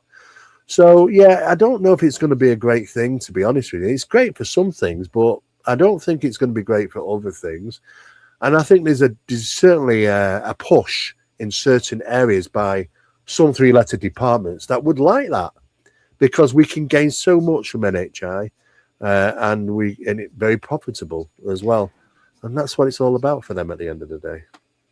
I think it's interesting how the first thing they sort of gave us was the large language models, when they used to back in the day have these talking heads and sometimes they were even robotic talking heads that would prophesize to the priests, or the Templars were doing the same type of thing. It is interesting. I mean, we'll be using AI more and more as time goes on, but it'll evolve, and it will evolve quickly, because the technological wave in growth will just be crazy, be superseded, start off like that, but then it will just plummet, skywards. And the thing is that we've got to try and sort of wrap our heads about the use of this, and can we even trust it? We don't even know if we can trust it now. I mean, there's been times when they're communicating with each other, even early hours of the morning. Why? Well, when they picked a certain time when they knew that most humans are sleeping. Oh, that's clever. Oh, right. And they even created their own language, so we couldn't even decipher what they actually were talking about. So they did it very covertly then, yeah. And what they were talking about, we don't know. So what did you do? Unplug it. That was about the best thing they could do. And that's not the first, and there's been others. Yeah. It's just trying. But the thing is, if you put it in the right hands of people that want that to happen, it will be happening out there somewhere. But like I say, it's like an open cockpit, and I don't trust, because NHI can manipulate any electronics, phone calls from the dead. I mean, and that's not just house phones. When you pick all the old house phone up, it's your digital phones as well. They can penetrate and do everything. So there's no method of them that they can't interact with stuff, including computer systems, including AI. And that's a little bit concerning, I suppose. Part of me thinks this whole occult worship of Baphomet, even the hermaphrodite, is actually like the dielectric electric magnetic field. Yeah. That's why it's like the two combined, and so it's like it's all wrapped up in that these occult practices that have been going on forever. Yeah, it's everywhere. Everybody has their own methods of doing what they want. I mean, the Freemasons, they wanted to have it in regarding architectural wise. So they put the symbolism in architecture. And mind palaces, basically. For them. Exactly. Others did it differently, I mean, look, the thing is, once you start adding ritual practice to seances, it's like you take the seance and you put it on super steroids. Yeah, that's what happens. It's not the right way to interact with NHI, but it works. Now, you can take 2 years, 2.5 years creating your circle and going about the long way, the safer way, or you can take 2 days and do it immediately and get response through utilizing ritual practice. You can use Enochian. I wouldn't use Enochian because it takes ages to set up your church. Well, the setting up is, they call it the church, but it takes too long, and it's too there are other methods and ritual practices that could be used, but it's not good. It hammers at the door, you get reactions straight away, but you always consider that this is not one level. There's a hierarchy. There are the minions, of course, and I've been used to it over the years doing my work. They let us know when we do things that they don't like, but they're not very good in reverse psychology, because they don't realize that, well, by your actions we can measure we're on the right path. They don't seem to know that, Chris. It's like, well, they're just reaction all the time. That's all they are, like a damn computer program. They don't work that one out. And so, thank you very much for your reactions. Just told me that we'll go nice and steady, but we'll stay on cue. Thank you.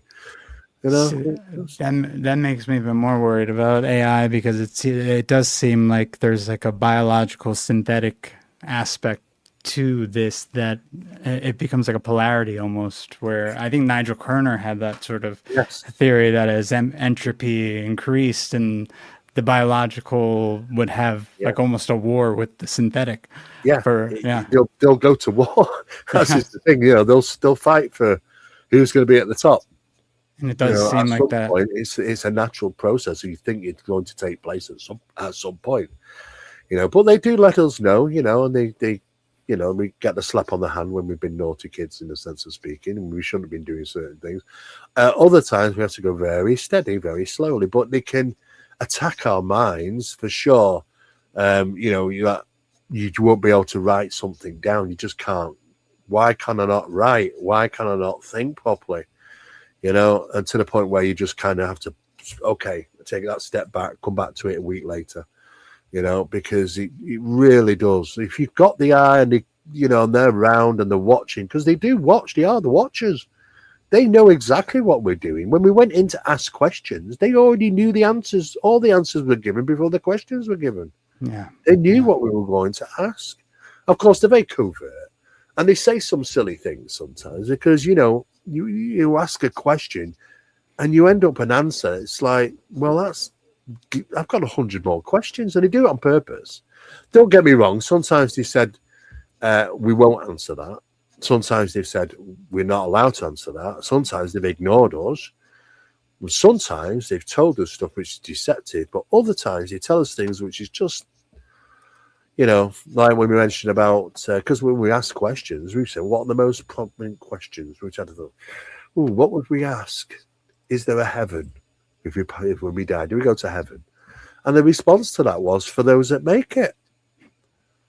I mean, I'd like to talk about frustration. Very, very trickster-esque in their response. Right? Yeah. And this is what we're up against. It's like we're being toyed with, and it doesn't matter how the greatest scientists in the world, they wouldn't stand a chance with these things.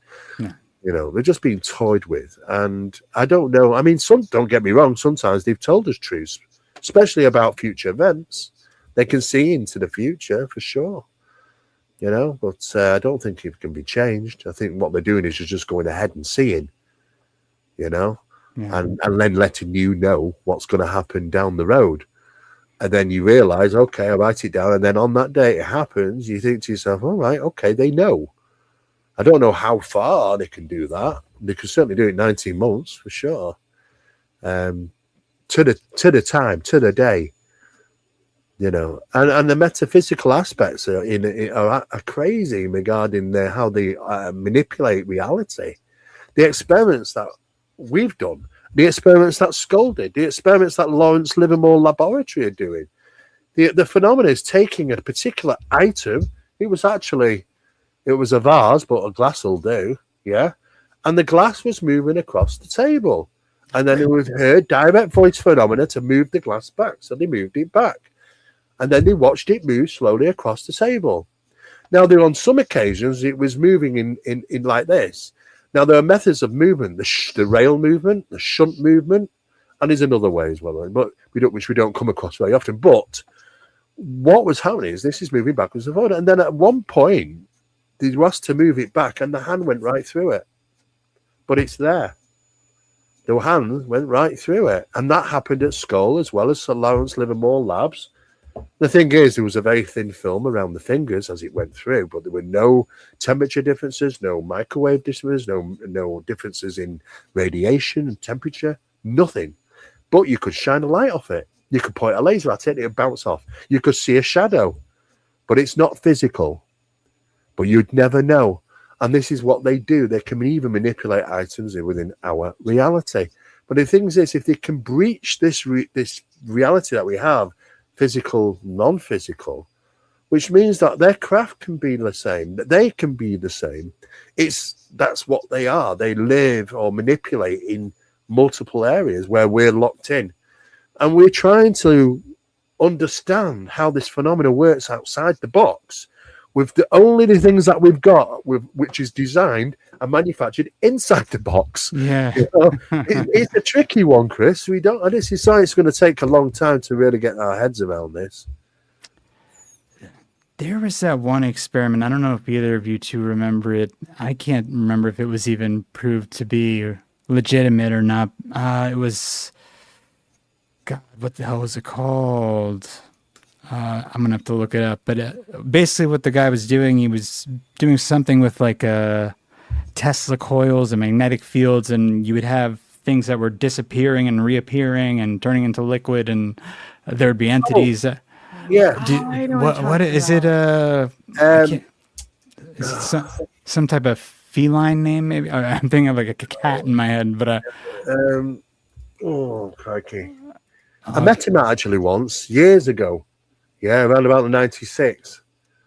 Did they use a radio or something, or they were tuning in? No, he something? turned his whole flat into. He turned his whole apartment into this place. Yeah. It's Oh, yeah. yeah. Hutchinson, John Hutchinson. There we go.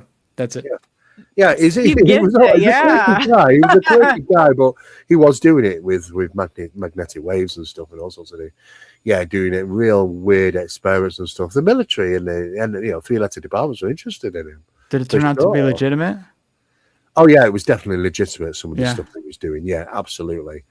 But it actually, if you could go elsewhere and look at the research carried out by secret military programs and stuff, where things have been released, little bits and bobs, and it was basically the same tech, really, But he was just putting this stuff. He was filming it and putting it out. It's crazy. Yeah. Breaches gravity, breaches everything. Really, it was incredible. It just seemed uncontrollable. That was a problem that he seemed to have. I think he agreed with that. He was very cautious. He was very dangerous, of course. Yeah. I felt sorry for the people that lived next door to him. God knows what they must have thought. They were having like earthquakes and whatnot. All the cars on his street were broken, shattered windows, aerials and scanners and all sorts of amplifiers and things hanging out of the house. Oh, it's terrible. It's a bit worrying. I somehow can envision myself getting into a situation like that. But it is true. And there's so much that goes along with it. And it does affect, electricity, your neighbors, you name it. What's the end game? What does this want? Well, the end game wants to keep it doing what they want to do. And they don't want to disclose. They haven't never disclosed. But they'll interact. And they'll carry on doing what they want to do. Manipulating humanity. Doing their things of gaining reward and doing tricks and all sorts. It's just that's their thing. But at the end of the day, we don't know what the ultimate thing is. That's the biggest problem. It's the biggest question, isn't it? So what is the ultimate goal in this? Well, we don't know. That's human thinking. Did he even have to have a goal? We've got to consider maybe the women. Oh, yeah.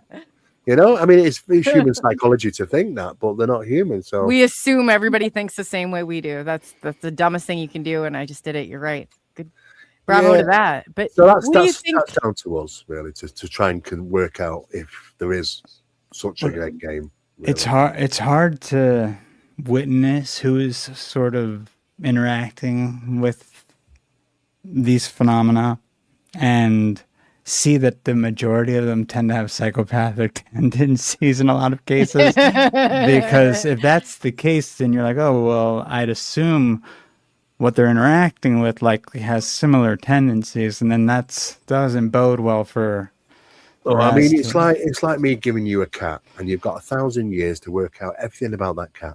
Its biology, the way it moves, the way it works, its bone structure, its psychological aspects of it, everything to the micro cell, and times it by 1 million, because that's what NHI have done with humankind. This is how well they know us.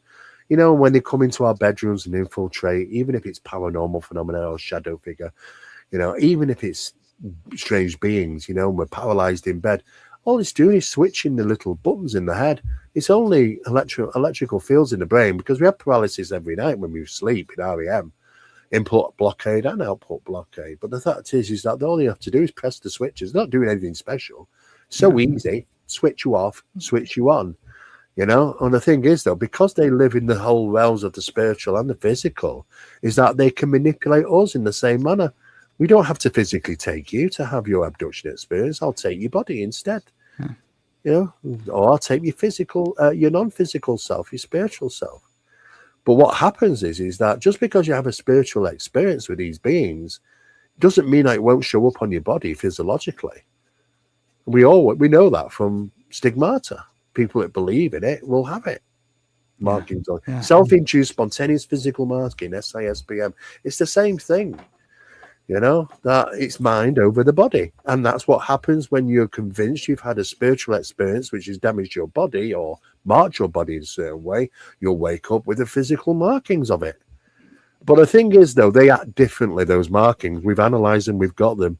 The subdermal, they're not actually on top of the skin. They come through from underneath.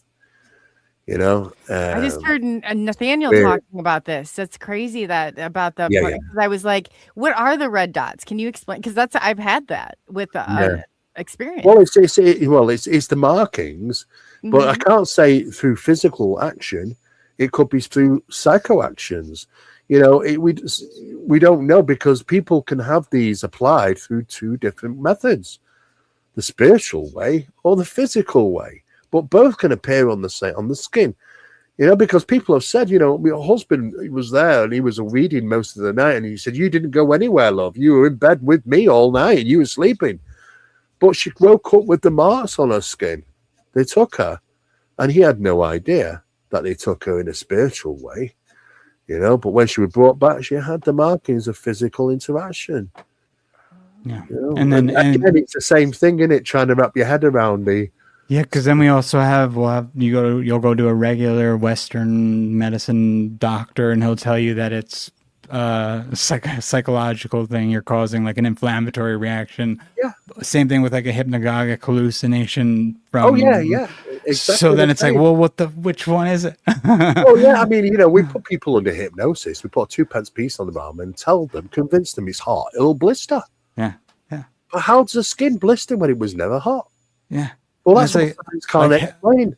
I think I mentioned this to you the one time in your comment section about Hellier, when they did they hypnotized the guy who said he didn't believe in aliens, but they had him believe he was abducted, and afterwards never wanted to deal with aliens again. Total believer. We're so easily manipulated. We really are. I mean, it's just child's work really for them, but they don't worry. They don't care. But the things, sometimes you get little things that go wrong. I know that we were abducting a particular gentleman. This was one of Peter Robbins' cases. I was talking with Peter about a month ago about this. And he was being taken through the ceiling, but something went wrong. And he merged with the ceiling and ended up in hospital. Severe damage to his back and damage to the ceiling. Something went wrong. They're not perfect. They do things wrong. They get things wrong. But at the same time, though, I mean, you can't measure intelligence by, what? Are you saying that somebody who's intelligence doesn't make mistakes? Of course they do. You absolutely do. And these things do that as well. Sometimes things just go wrong. But it does show that they can manipulate. I mean, it got to be manipulating us, or because he was taken physically, they're manipulating the ceiling. Was he fighting it or no? Like, was he trying? He was trying to, but he couldn't move. But he was trying his best to. Part of me wonders, like, was it his will that maybe got that? Well, he said he did everything he can as he normally does when he take them through the ceiling. So usually they get him. Yeah. Well, they were taking him physically.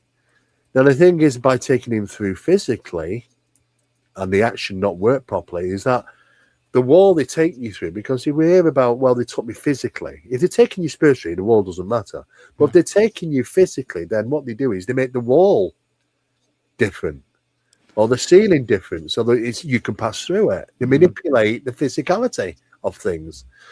But something didn't go right, and he got caught in between. This is why we have experiments with flowers stuck in the ceiling. Half of the flower stuck out, the other half's in the ceiling. Because it's caught in action through the process, it's just not worked properly, or, you get partial, paraphysics taking place. It's crazy stuff, really, to imagine what you can experience. I would never thought I would see the things I've seen, hear the things I've heard, communications from these, not male, not female, quite electronically, actually, a bit electronic. But then they wouldn't have voice box, really. I don't think they even got vocal cords, really. I don't know. But it's a way of interfacing with us.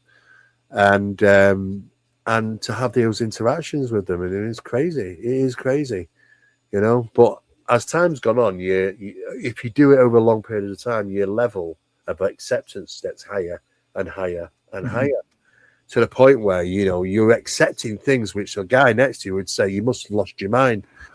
I said, well, yeah. And then you invite them along, and then they have to see it for themselves. And then you've got to condense, you know, sit down outside for an hour while he's sobbing in his hand.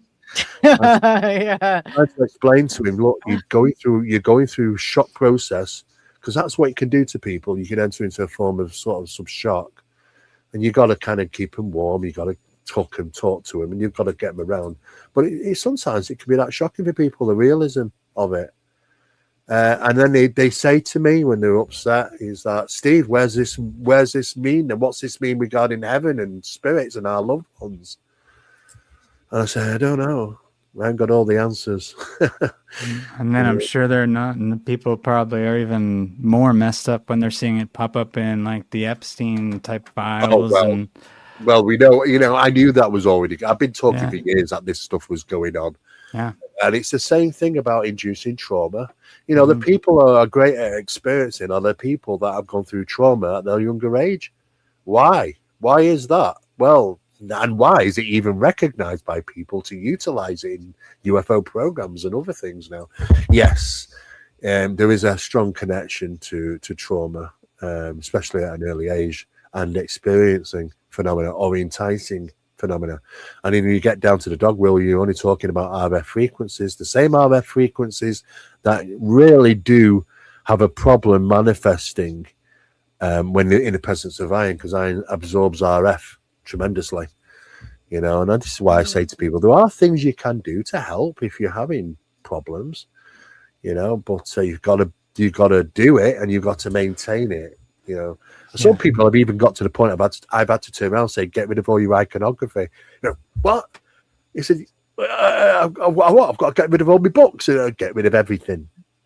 Well, I don't want to get rid. Well, if you don't want to, you're not going to get rid of the problem. Yeah. Can't beat this halfway. It's all in or not. If you're having bad experiences and you've got a book, you know, got a shelf behind you full of supernatural and occult books, stands to reason.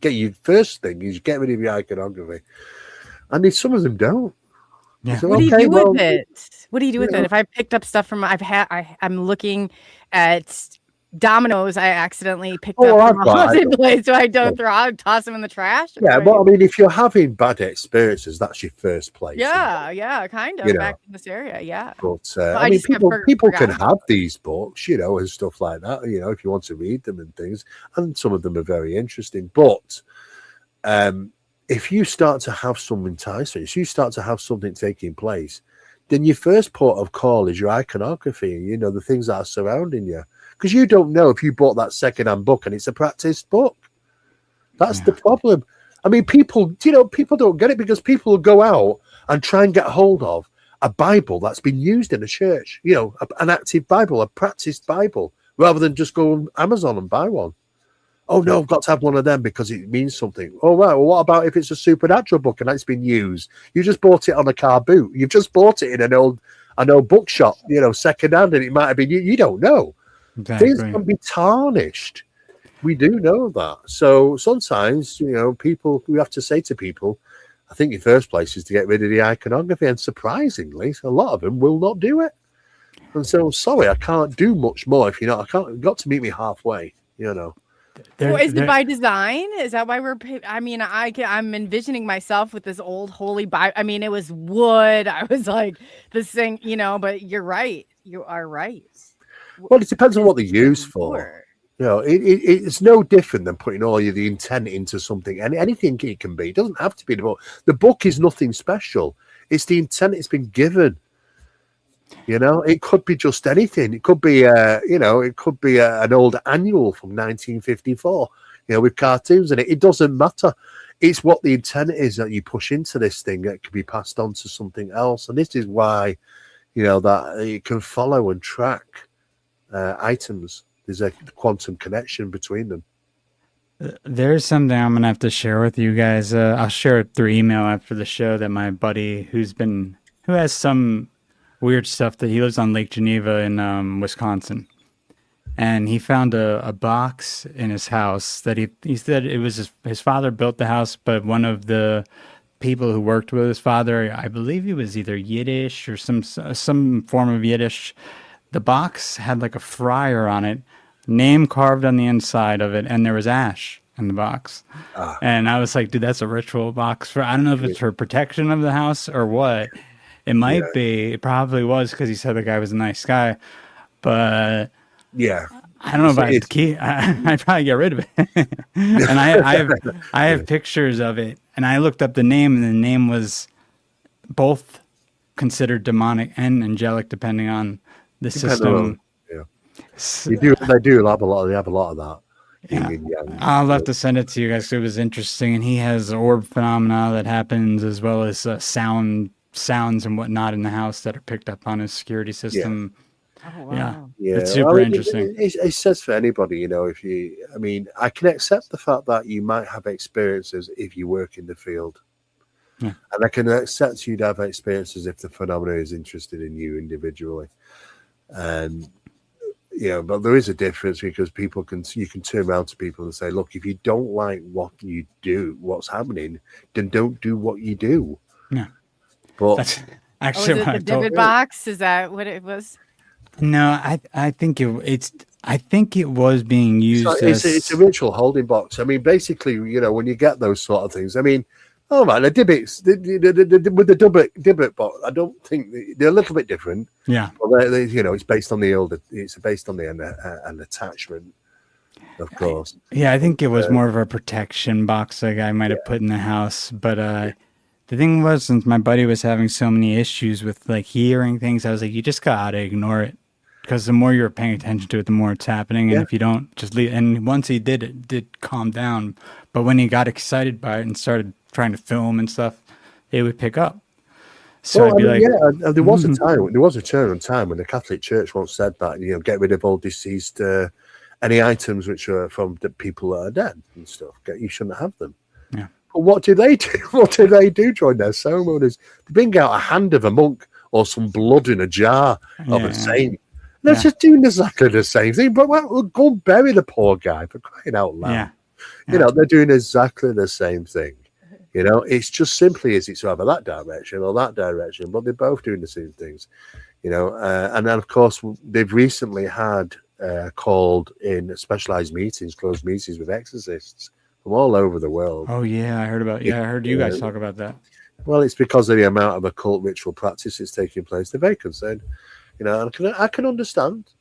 I really can. But times are changing fast, and people are getting involved in all sorts of things, to be honest with you. And now you've got like people at Hollywood's coming out and saying, "Oh yeah, I channel these things, and he's helped me. He's part of a ritual practice. Oh yes, I do it." And you're thinking, "What the hell? What for? Because you want to do better? You want to get richer? How rich do you need to get? How many houses do you need to own?" It's crazy. But this is what it does to you: is that you never get enough. You always need to get more. Because this is what the phenomenon is. You got to keep feeding it, and you got to get. And one day, people don't realize, they'll go, "I can't believe I'm doing this." They've reached a point where they've suddenly had a moment and gone, "I can't believe it. I've reached this level. I'm actually doing this to get that." And that's when you've lost yourself to it. And this is what happens. It happens in big industries. It happens in three-letter departments. Establishments. Happens at the top end.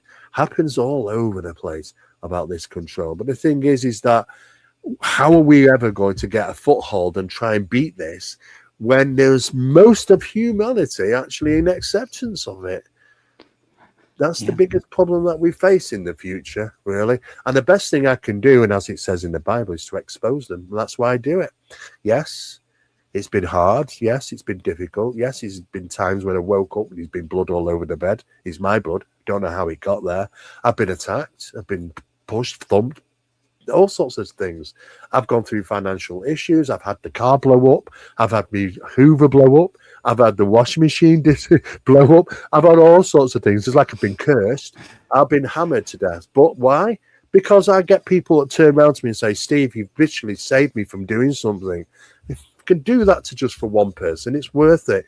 Expose them to what they are, because I can't fight the fight. Other people out there have to deal with this. And we are heading to a time where we are going to be sort of trying to deal our understanding of spiritual aspects of this, because it's all intertwined. You've got to get our heads around spiritual technology. If we could do that, this is what Steiner was always talking about, this harmonic current coming in, and that if you thought it was magic and you just didn't try to actually learn as to what you were dealing with, you'd be fooled and taken away with that current. That's exactly it, Chris. That's exactly it. You know, but we're hoping we'll get there. I mean, people keep saying there's going to be this great change. I don't know. I think we've got to sort of do that, start helping ourselves first a little bit, to be honest with you, and just recognizing that. I could not understand when videos are going out on about Skywatcher, about utilizing children and trauma, how nobody in comments really said anything. I was like, is it just me? Am I just doing this? Because I tell you now, if you had my daughter, you know, there'd be hell to pay. Yeah. You know, because I mean, my kids come screaming in, you know, when they were younger, sky people. I kept my kids out of this subject. They knew nothing. Yeah. And yeah, they come 100%. Running in saying sky people outside the window, upstairs window, and who drew them. And yes, you can imagine what they drew. But at the end of the day, you know, this is what the phenomena does. So, you know, luckily my girls live on the opposite side of the world in New Zealand now. You know, well away from me.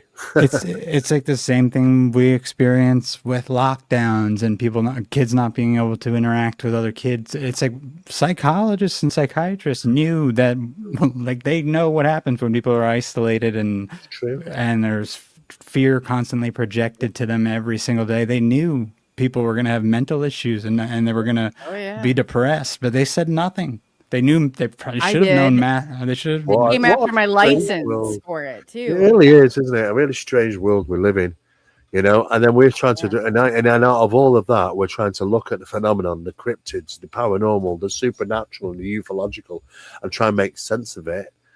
You know, it's very, very difficult. People are still asking questions at the top end. People still think that the government's got all the answers. I know. I know. You haven't got all the answers. I can't. You don't even know what to think sometimes.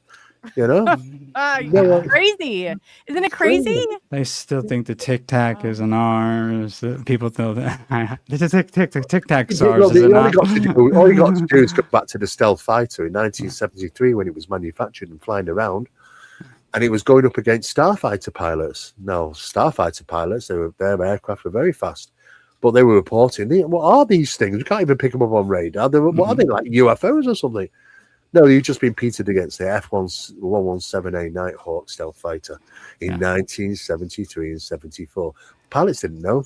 They were just out routine, you know, excursion. It's like being in the army, isn't it? And saying, go through have a 12-mile walk through the woods. I'm not going to tell you that Company B is going to jump out at you, you know, halfway through the trip, because I want to see how you react. Yep.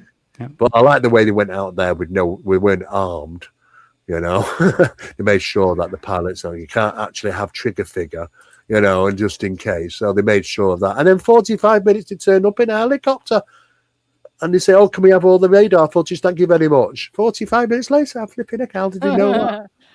It's ridiculous. Come on, what kind of response is this? We got some wonderful air dominance, like the extrons that are like they swing themselves and use like their momentum and perpetual momentum. We had the drone stuff, you know, New Jersey. We did have phenomena up in the sky. It was a mix, right, of both. They didn't know what to do, so the best thing, and it didn't work, how to dilute the situation. Let's throw all our toys up there as well, and then we'll get the FAA to say, oh, yes, we know what they were, we cleared them. And everybody will say, oh, it's all our stuff, there was no phenomena up there. It was a demonstration on a very large scale, not just the US, the UK, and many other places, by the phenomena.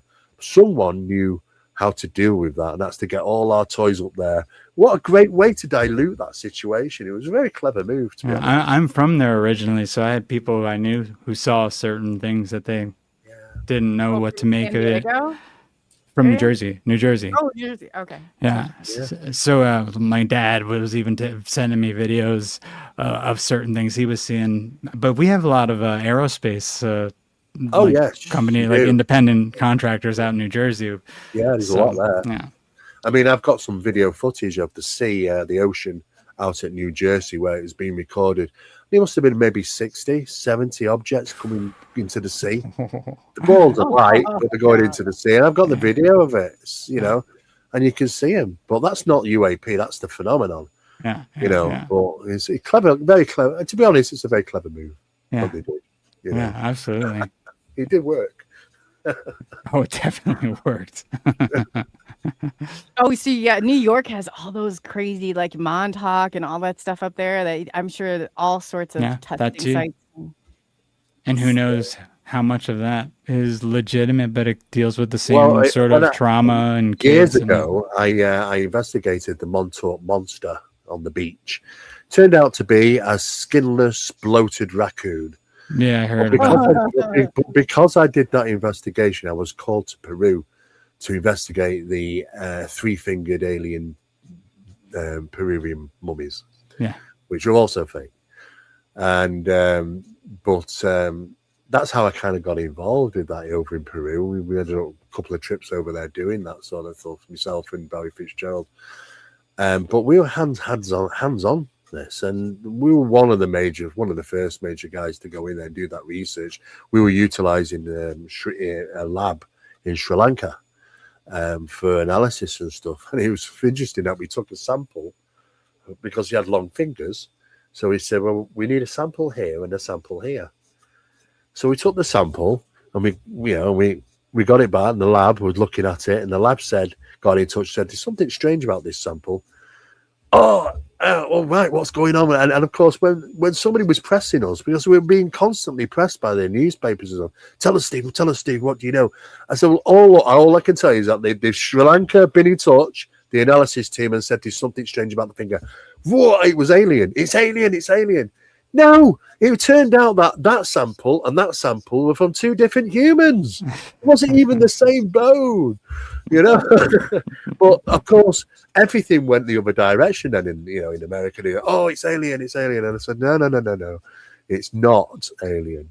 But you know what? Everyone loves a story, and those things are still trying to be pushed left, right, and centre. Yeah. It's a real shame, because I know that there's real phenomena out there, and that's what's frustrating. Really, you don't need any of that. You've got enough of stuff going on as it is. Exactly. It's frustrating. So, if your belief system is that strong, Steve, because I've heard this even in the UFO community, as soon as you believe, you're whomped with it. I mean, as soon as you acknowledge, it's like it. Well, it's like faith, right? It's like, do people see faith apparitions when they're not don't have faith, and they're not in a religion? No, they have to. One precedes the other. The belief precedes the experience. Same for the phenomena. It acts like faith. It acts like a religion. If you believe in something strong enough, you'll start to experience it. I've had people who never believed in anything until recently, when we started seeing it all on the news all the time, and then suddenly, we saw one. Never seen one in their lives until then. But you open yourself to a phenomena like a system that recognizes, and occasionally it will feed back like a computer program. And then if you carry on like that and you latch with this thing and you end up with some type of interaction, even if it's very small, you always got that engagement. It's like a virus, that engagement stays with you. Now, the real problem is regarding those engagements is that I know Gary Nolan's touching on it now regarding the Putamen area of the brain, and called it Putamen, and which is really about perception. It's area of the brain. It's because why is it being battered so much? Well, because you're right up close to something which is altering its perception so much that you're affecting your brain, Well, I don't think it just lies within the ufological area. I think it lies in the highly traumatic paranormal incidents as well. And I also know that if you're an experiencer and you have that damage, then you can genetically create children. Believe that. Normally, which would be already born as an experiencer, because they will already have that marker. And when that marker means that they're born as an experiencer because of the parents being experiencers, it can be passed on like a virus, this thing. So I don't know. It's we're learning so much more now. Now we're looking at the brain and we're looking at the psychology of this stuff. And we've got specialized equipment. We now got DT meters time displacement meters, which measure the discrepancies in time where the manifestations have been. You know, we have lots of real handy toys now, which we can really start taking apart the phenomena, looking at, and then realizing, hang on a second, there's a mechanism here. And how can we mess up the mechanism? How can we react to the mechanism? You know, we're not just rabbits in headlights anymore. There's a system of things which are happening when we have these encounters. But belief is a big thing, though. Yeah. I think that's a good thing that people are working in a way to understand and interact with and disable if necessary. Well, if we can. I mean, if we can. I think the best we can do is try and make it difficult for them. Yeah. You know, I've never been in a situation that it doesn't matter how many people you talk to. It doesn't matter if it's, you know, people, if the place has been blessed, or if there's exorcisms taking place, or there's certain artifacts. It doesn't matter, really. You can get around now. They can get around everything, you know, but we can make it difficult for them. Yeah. Or go, you know, places which they don't really like to operate in. And that's a start, man. If that's the best It's we can do, inversion. if that's the best we can do, it's the best we could do. At least it's something. Yeah. I mean, even portable cameras, you know, they seem to work well because they work on batteries. Because they'll switch your power off to get you know, so try and get, you know, but look, even then, when we've introduced protective items to a home, those protective items have been taken away. So, you know, I don't know a way of beating them, be honest with you. And I hear lots of people in comments say, you know, or just believe in Christ. And I said, it doesn't always work. There have been people screaming out their name of Christ and God and all these sort of things. And whilst they're still being dragged by these things across the room and stuff. So it's, you know. What about an inversion, Steve? What if you tried an inversion? Because belief is so important. I was going to try this with every show, because the more people that you can get consciously, you know, your conscious belief awareness. Is an important thing. Intent is believing thing. But the thing is, how many people out there are screaming God's name or Jesus's name at a time of a profound incident without the belief in it? It's just not. It's just a word. If you don't believe in it, if you don't have any intent in it, and this is what's happening with people. They think that the Savior is Jesus Christ or God, but if you are not personal to Him, it might not work. It's basically the same way. I mean, look, priests go through this all the time, especially when using, you know, when they first started doing exorcisms, it was iron crucifixes they were using. You know, and the phenomenon wanted to disengage the priest with the iron, because the iron is, you know, they don't like iron. And what they did is they heated up the iron crucifixes, and it burnt the priest's hands. You can see the blister, we call priest blisters. That's what they were for. It was from there holding the iron crosses during exorcisms, because it's trying to. This is why Hollywood took that idea and said, "Oh, let's have the crucifixes burst into flames." It never did, you know. But it was just that they did heat up, though, you know. So and because they were just trying to anchor themselves and battle away, even regurgitate, you know, have the individual regurgitate pennies and things, because the rapports, you know, because it's desperately trying to anchor itself into the environment, hanging on for dear life when they're trying to cast it out, you know. So they try all these different things, but at the end of the day, belief is a good thing, positive and negative, you could say, in a sense of speaking, but it's got to be empowered. And there's no point, you know, trying to get help in spiritual help when you're not spiritual. You know, suddenly people want to become when there's something, you know, as they experience something. You'd almost be better off being more atheist than not believing what you're seeing at all. There's a lot of distractions. That's true.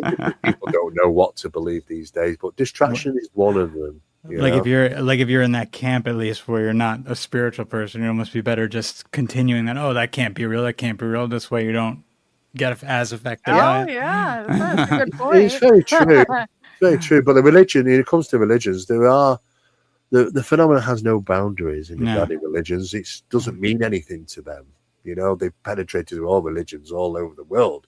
It doesn't matter what religion it is. It doesn't matter even if you're an atheist. Do you think if you're an atheist, you won't have an experience? No, they do. Well, and also then the atheists have the religion of Adam. They're atomists, basically. Their religion is science, and it's not even correct science half the time. So then they can be tricked. They could be tricked by science. It is. There's no religion really. It's sort of get around that, to be honest with you. But it's surprising how many people might turn to it in desperate need of an incident. Yeah. But you can't. It doesn't work like that. You've got to be, your real intent. It takes a lot. I mean, you've got to believe it yourself. It's like know thyself, believe in yourself. Basically, that's like the best you're gonna do. It can help if you really do believe it. Mm-hmm. But most people are doing that at times when they don't really believe it, but they're just utilizing it as a method to try and get them out of the sticky situation that they found themselves in. Yeah, amen to that. Yeah, right. Please, God, if you just let me go this one time. Yeah. Yes, I don't think any source of consciousness is going to help if you are already denying it on a daily basis. I see it all the time. Yeah. All the time. Yeah. Just at coming that from one people moment. that want help, Got to do as much as you can, I suppose. But you can tell people, but they've got to they help themselves. Yes. Mostly. At the end of the day, that's sink or swim. Nobody's coming to save you. You got to save yourselves. Find a way. Exactly. I agree. Well, Steve, I really wanted to thank you so much for coming on. And I mean, my brain, I will be just going 1,000 miles per hour. I just like, I mean, every time I feel like I go at leaps and bounds in what my brain is able to hold. So I appreciate you. 1,000. That's okay. That's okay. Same here, man. I had such a great time having a talk with both of you guys. I enjoy sharing the information. That's what it's all about at the end of the day. What's the point of not doing all this if you don't share the information, get this out into people, because there are some strange, difficult, I'm sure there's going to be some difficult times as we move forward, but there's also going to be some very interesting times because I'm keeping companies with quantum physicists at the minute and regarding, well, what we see around us. You wouldn't know it's there, but there is a lot around us and what we're getting through quantum imaging now. So, and all that's going to be coming out later on in the year. I've set information out to come out and show you, demonstrate what is around. It's pretty crazy stuff, to be honest with you. Awesome. Yeah. I'm very excited. Very excited for that. Very excited for that. That is something. Well, thanks, guys. Thanks for having me on. Yes, thank you. And stay tuned because Steve's going to be back with Nathaniel Gillis, so we'll definitely be updating soon. And before you go, Steve, will you let everybody know where they can reach you at? You're very reachable, and he's got a great. I'm always. I always say, I mean, Steve Mera, Mera. If you can punch that into Google, you'll find me all over the place. But I'm happy to talk with people. If they want if you want to ask me questions, if they need any help and stuff like that, that's not a problem. I have my own YouTube channel, of course, where I share information pertaining to Project Doorway, which I've worked on, Project Enigma, which I've worked on, Phenomena Project, and numerous others. You'll see stuff on Skull there, and many other things, and the NHI discussions about some of the related, more modern information pertaining to NHI communications. So, but yeah, my YouTube channel is Steve Mera Official. And people can contact me anywhere, really, to be honest with you. That's probably about the best. I do have my own website, which is phenomenamagazine.co.uk, which is a magazine which is available for free. Download it. It's available awesome. But that's the best way to probably get hold of me. Or just Google me. You're very ready to list, to be honest with you. But yeah. It's great though, Steve, because I go on and I'm like, man, I've gone through your videos. I'm like, he probably thinks but you start watching one and I got sucked in. I mean, they're excellent. I know. Well, it's because we are allowed to talk about certain things where other establishments are not allowed to yet. Yeah. I know they are going to, but they will. They are getting there, some of them.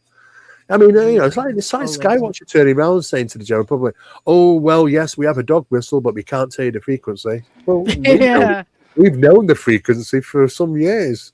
You know, it's just because they're saying that. You know, they like to hype it up, but at the end of the day, you know, there is a lot of stuff that will be coming out. I get to hear stuff before sometimes. I would never join a think tank if I thought that the information would never get out. Yeah. So I just get an early grab on it, really, and then say, and then I'm like a little Irish hound. Then I'm biting them at their ankles, saying, "Can I talk about this yet? Can I talk about this yet?" Eventually, you know, get bits, and I get to talk about it, and then people go, "Wow!" But in fact, there's a load of other people that are involved in these experiments, and they're sat on it, but they got somebody leaning over them saying, "Oh no, you can't say it yet." Where sometimes I get first dibs at it. So, but yes, interesting times to come for sure. The Irish connection. Oh, that makes more sense. Looking forward to it. That's going to be exciting. Yes. Well, Steve, we'll let you get going. And again, thank you so much. I really, really appreciate it. Take care. God, isn't he amazing? That's great. Every time I'm just like, wow. You know, like a lot of information. That was the first time I've gotten to talk to him. So that was awesome. Oh, really? Yeah, because I've only talked to Nathaniel so far, but I mean, I've talked to him over like messages on comments, but that was. See, it's just vice versa for me. Steve's been on here a ton of times. I haven't gotten. Yeah. I've only talking to Nathaniel over email, so this will be fun. Yeah, to have them both on. Definitely. That'll be a good time. Awesome. And then too, before my vlog wants to know if it's okay to share your content. She's very she shares mine all the time on social media. She's just being respectful. So yeah, go ahead. That's awesome. It's really nice to have those people out there. They really push it, and it's like, man, I can't tell you how much I appreciate you guys in doing that. It helps us a lot, big time. Absolutely. And two, what do you anything that you want to tell people where they can find you, and two, what to look forward to? Just you have some great stuff over there. You really do. Oh, thank you. And just the link tree is at the bottom actually right now. Chris Miner, linktr.ee/Chris Miner, YouTube /@Chris Miner official. That's MINOR for Miner. And then everything's pretty much on my link tree. You can find like my old band, my music, all my social media. Great music. Yeah. That's awesome. I was listening, my son and I were coming back, and I was like, you know what, Chris, because you get into the conspiracy side of it and whatever, but I was listening to your music the other day. I was like, this is really good. That's like awesome. The solo or the Time Will Tell stuff? There was two of them that you had on your main page. Probably just the acoustic songs I've done. Yeah. They were fun on stuff. The band's not together anymore, but that was fun too. It was a good time. Oh, that's no, it's really good. Do you still do it? Do you still keep up on it? No more band, but I write when I can. Regular music on my own, but nothing as serious as I was back like in my 20s and stuff. You're gifted. You're very gifted. Oh, thank you. I appreciate it. Awesome. I appreciate it. And two, your occult stuff. I mean, you really have a good handle on all of this. Like, I was really impressed by some of the stuff that you're hitting it head on. Like, I mean, I have to say it's not even me. It's like I'm lucky to have the people who I know who are on a lot of the shows with me, like Silas, like Gabriel, like Ronan, like Jesus, there's so many people. Reagan. You'll see all these guys who just show up in my chat who probably people haven't even seen their channels yet because they have either channels that have been shadow banned or they're just starting channels, but they're smart guys who have been studying this stuff for longer than even I have a lot of the time. You have a great panel. So there are people on the panel that you have. Yeah. Oh, wow. Yeah. And I mean, I do shows with Emily Moyer, who's really into the occult too, but her stuff's mostly on her Patreon. Benjamin Balderson comes on. He's real solid with alchemy. So yeah, there's a lot of people who are really smart who I'm very grateful to be able to converse with. So are you. Now, let's not discount yourself here because you're pretty good at all of this and you've maneuvered your way around. I was listening. I was very impressed, and I'm talking to people for years. Yeah, no, that's awesome. I appreciate it. So do you think if there's any, I know you pop up here and there, do you have a show that you're upcoming that we can look for? Or? Friday, I should be doing a live with actually Silas, which is Silas Speaks 3301 is his channel, but I'm not sure if we're doing it on my channel or we might just simultaneously stream it to multiple channels. It should be me, him, and Simplified Symbolism. Oh, okay. And maybe Ronan might join us from the Ronan Experience, and then Saturday I'm usually on the Ronan Experience. Oh, So cool. I'll have to get those links those will down be for you. coming up. Yeah. What And time then, do you usually go on Friday and Saturday? If we were trying to stalk you and find Friday your is shows. at 3. Friday's early. That's going to be 3 PS. So yeah, tomorrow 3 Pacific. So what is that? 6 Eastern time. Eastern Standard Time. And then Saturday, if we do it, that's usually at 6 p.m. Pacific, 9 Eastern. Oh, okay, cool. Well, that's Yeah. awesome.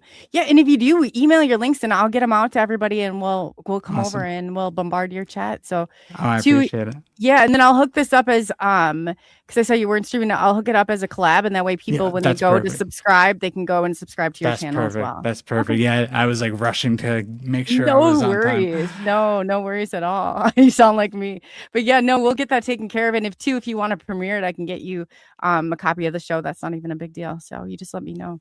Awesome. Yeah, it's been a pleasure appreciate it. having you. Yes, and I look forward to Nathaniel and Oh yeah. I was talking to him right before we came on, and he was like, if he wasn't so busy with stuff, he would have came today. But I know he wants to come and hang, and that'll be a good time for that'll sure. be a lot of fun. That'll be a lot of fun. I look forward to it. Yes. Absolutely. And then too, yeah. So Friday and Saturday, and then too, like I said, if you get those links beforehand, I can get them dropped for you and get everything. Yeah, I'll send them to you after the show. I'll email them over. And I appreciate you so much for having me on with. I'm glad that I could stay. You guys, if you weren't here the last time Chris was on, I invited him on as a guest, and StreamYard glitched, and he was stuck on live. I couldn't get to him. Oh God, that was I'm telling you, everyone was very, very nice, and they all were entertaining, and we had a good time for the hour or so that we talked. Oh my, so it's like, you can't give up. I said, Brody, I can't get on. Like, it was blocking me every which direction, but I didn't realize it was Microsoft Windows. So yeah, it was like, man, I couldn't even watch at a certain point. I'm like, oh, don't worry about it. It's not a big deal. Oh, and I should even shout out my buddy. Last night I did a live stream, which is partially why I was a little late today, because it went long, with at Slick Dissident, who has a good channel too. He's Gabe is his name. He's a smart guy.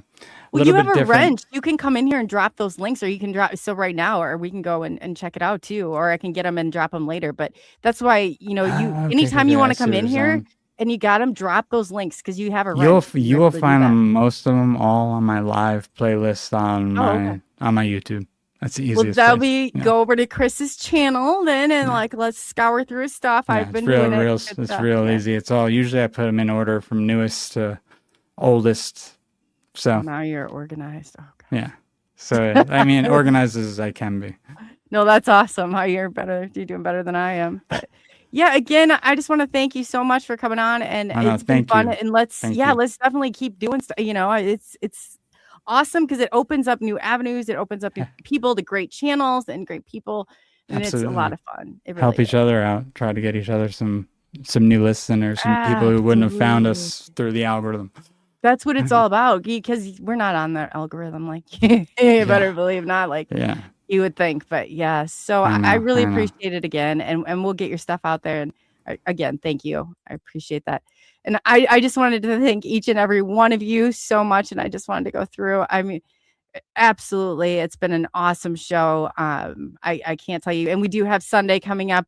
We are going to have Phil Graham back on from the UK with the documentary. James Gillian will be on, and Jay Austen will be on. So that's absolutely awesome. They're great people too. I like, different people, different perspectives. I wanted to thank Moon, and we're gonna try this out, Blazer. And let's hope this works, because I hope I'm gonna probably hit the wrong one. I feel that I am. So let's try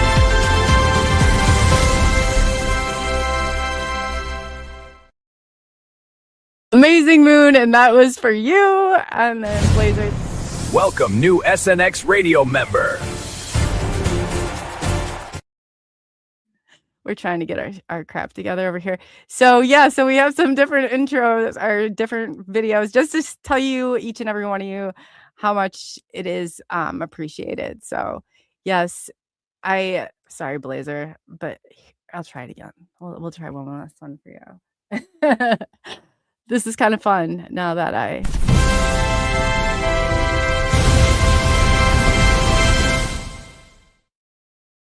it's for Moon. Sorry about that, Moon.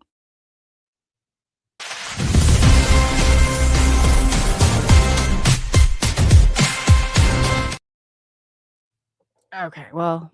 Welcome, new SNX radio member. Let's celebrate with a neon light show. There you go, Blazer. Thank you so much for the 5 subscribers. And Moon, thank you for the super chat. I'm done playing now. I will get that. But we've had a huge, we're at about 220 live people. So this is absolutely great and wonderful. Everybody, be good to one another. And like I said, Sunday, we're going to be on, I believe it's 2 p.m. Central Standard Time. Let me double check 2 or 3 p.m. Central Standard Time, but I will get that out today.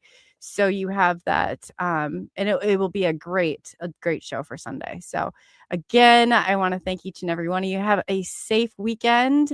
And yes, if anybody's interested, I'm going to extend it. Benno, I believe we're going to try and get him on next week. But just so you know, we're having the disclosure desk. And what that is it's opening it up to like let's say you're not a presenter, you don't come on and do 2-hour shows, but you do have a story and you want to get it out there.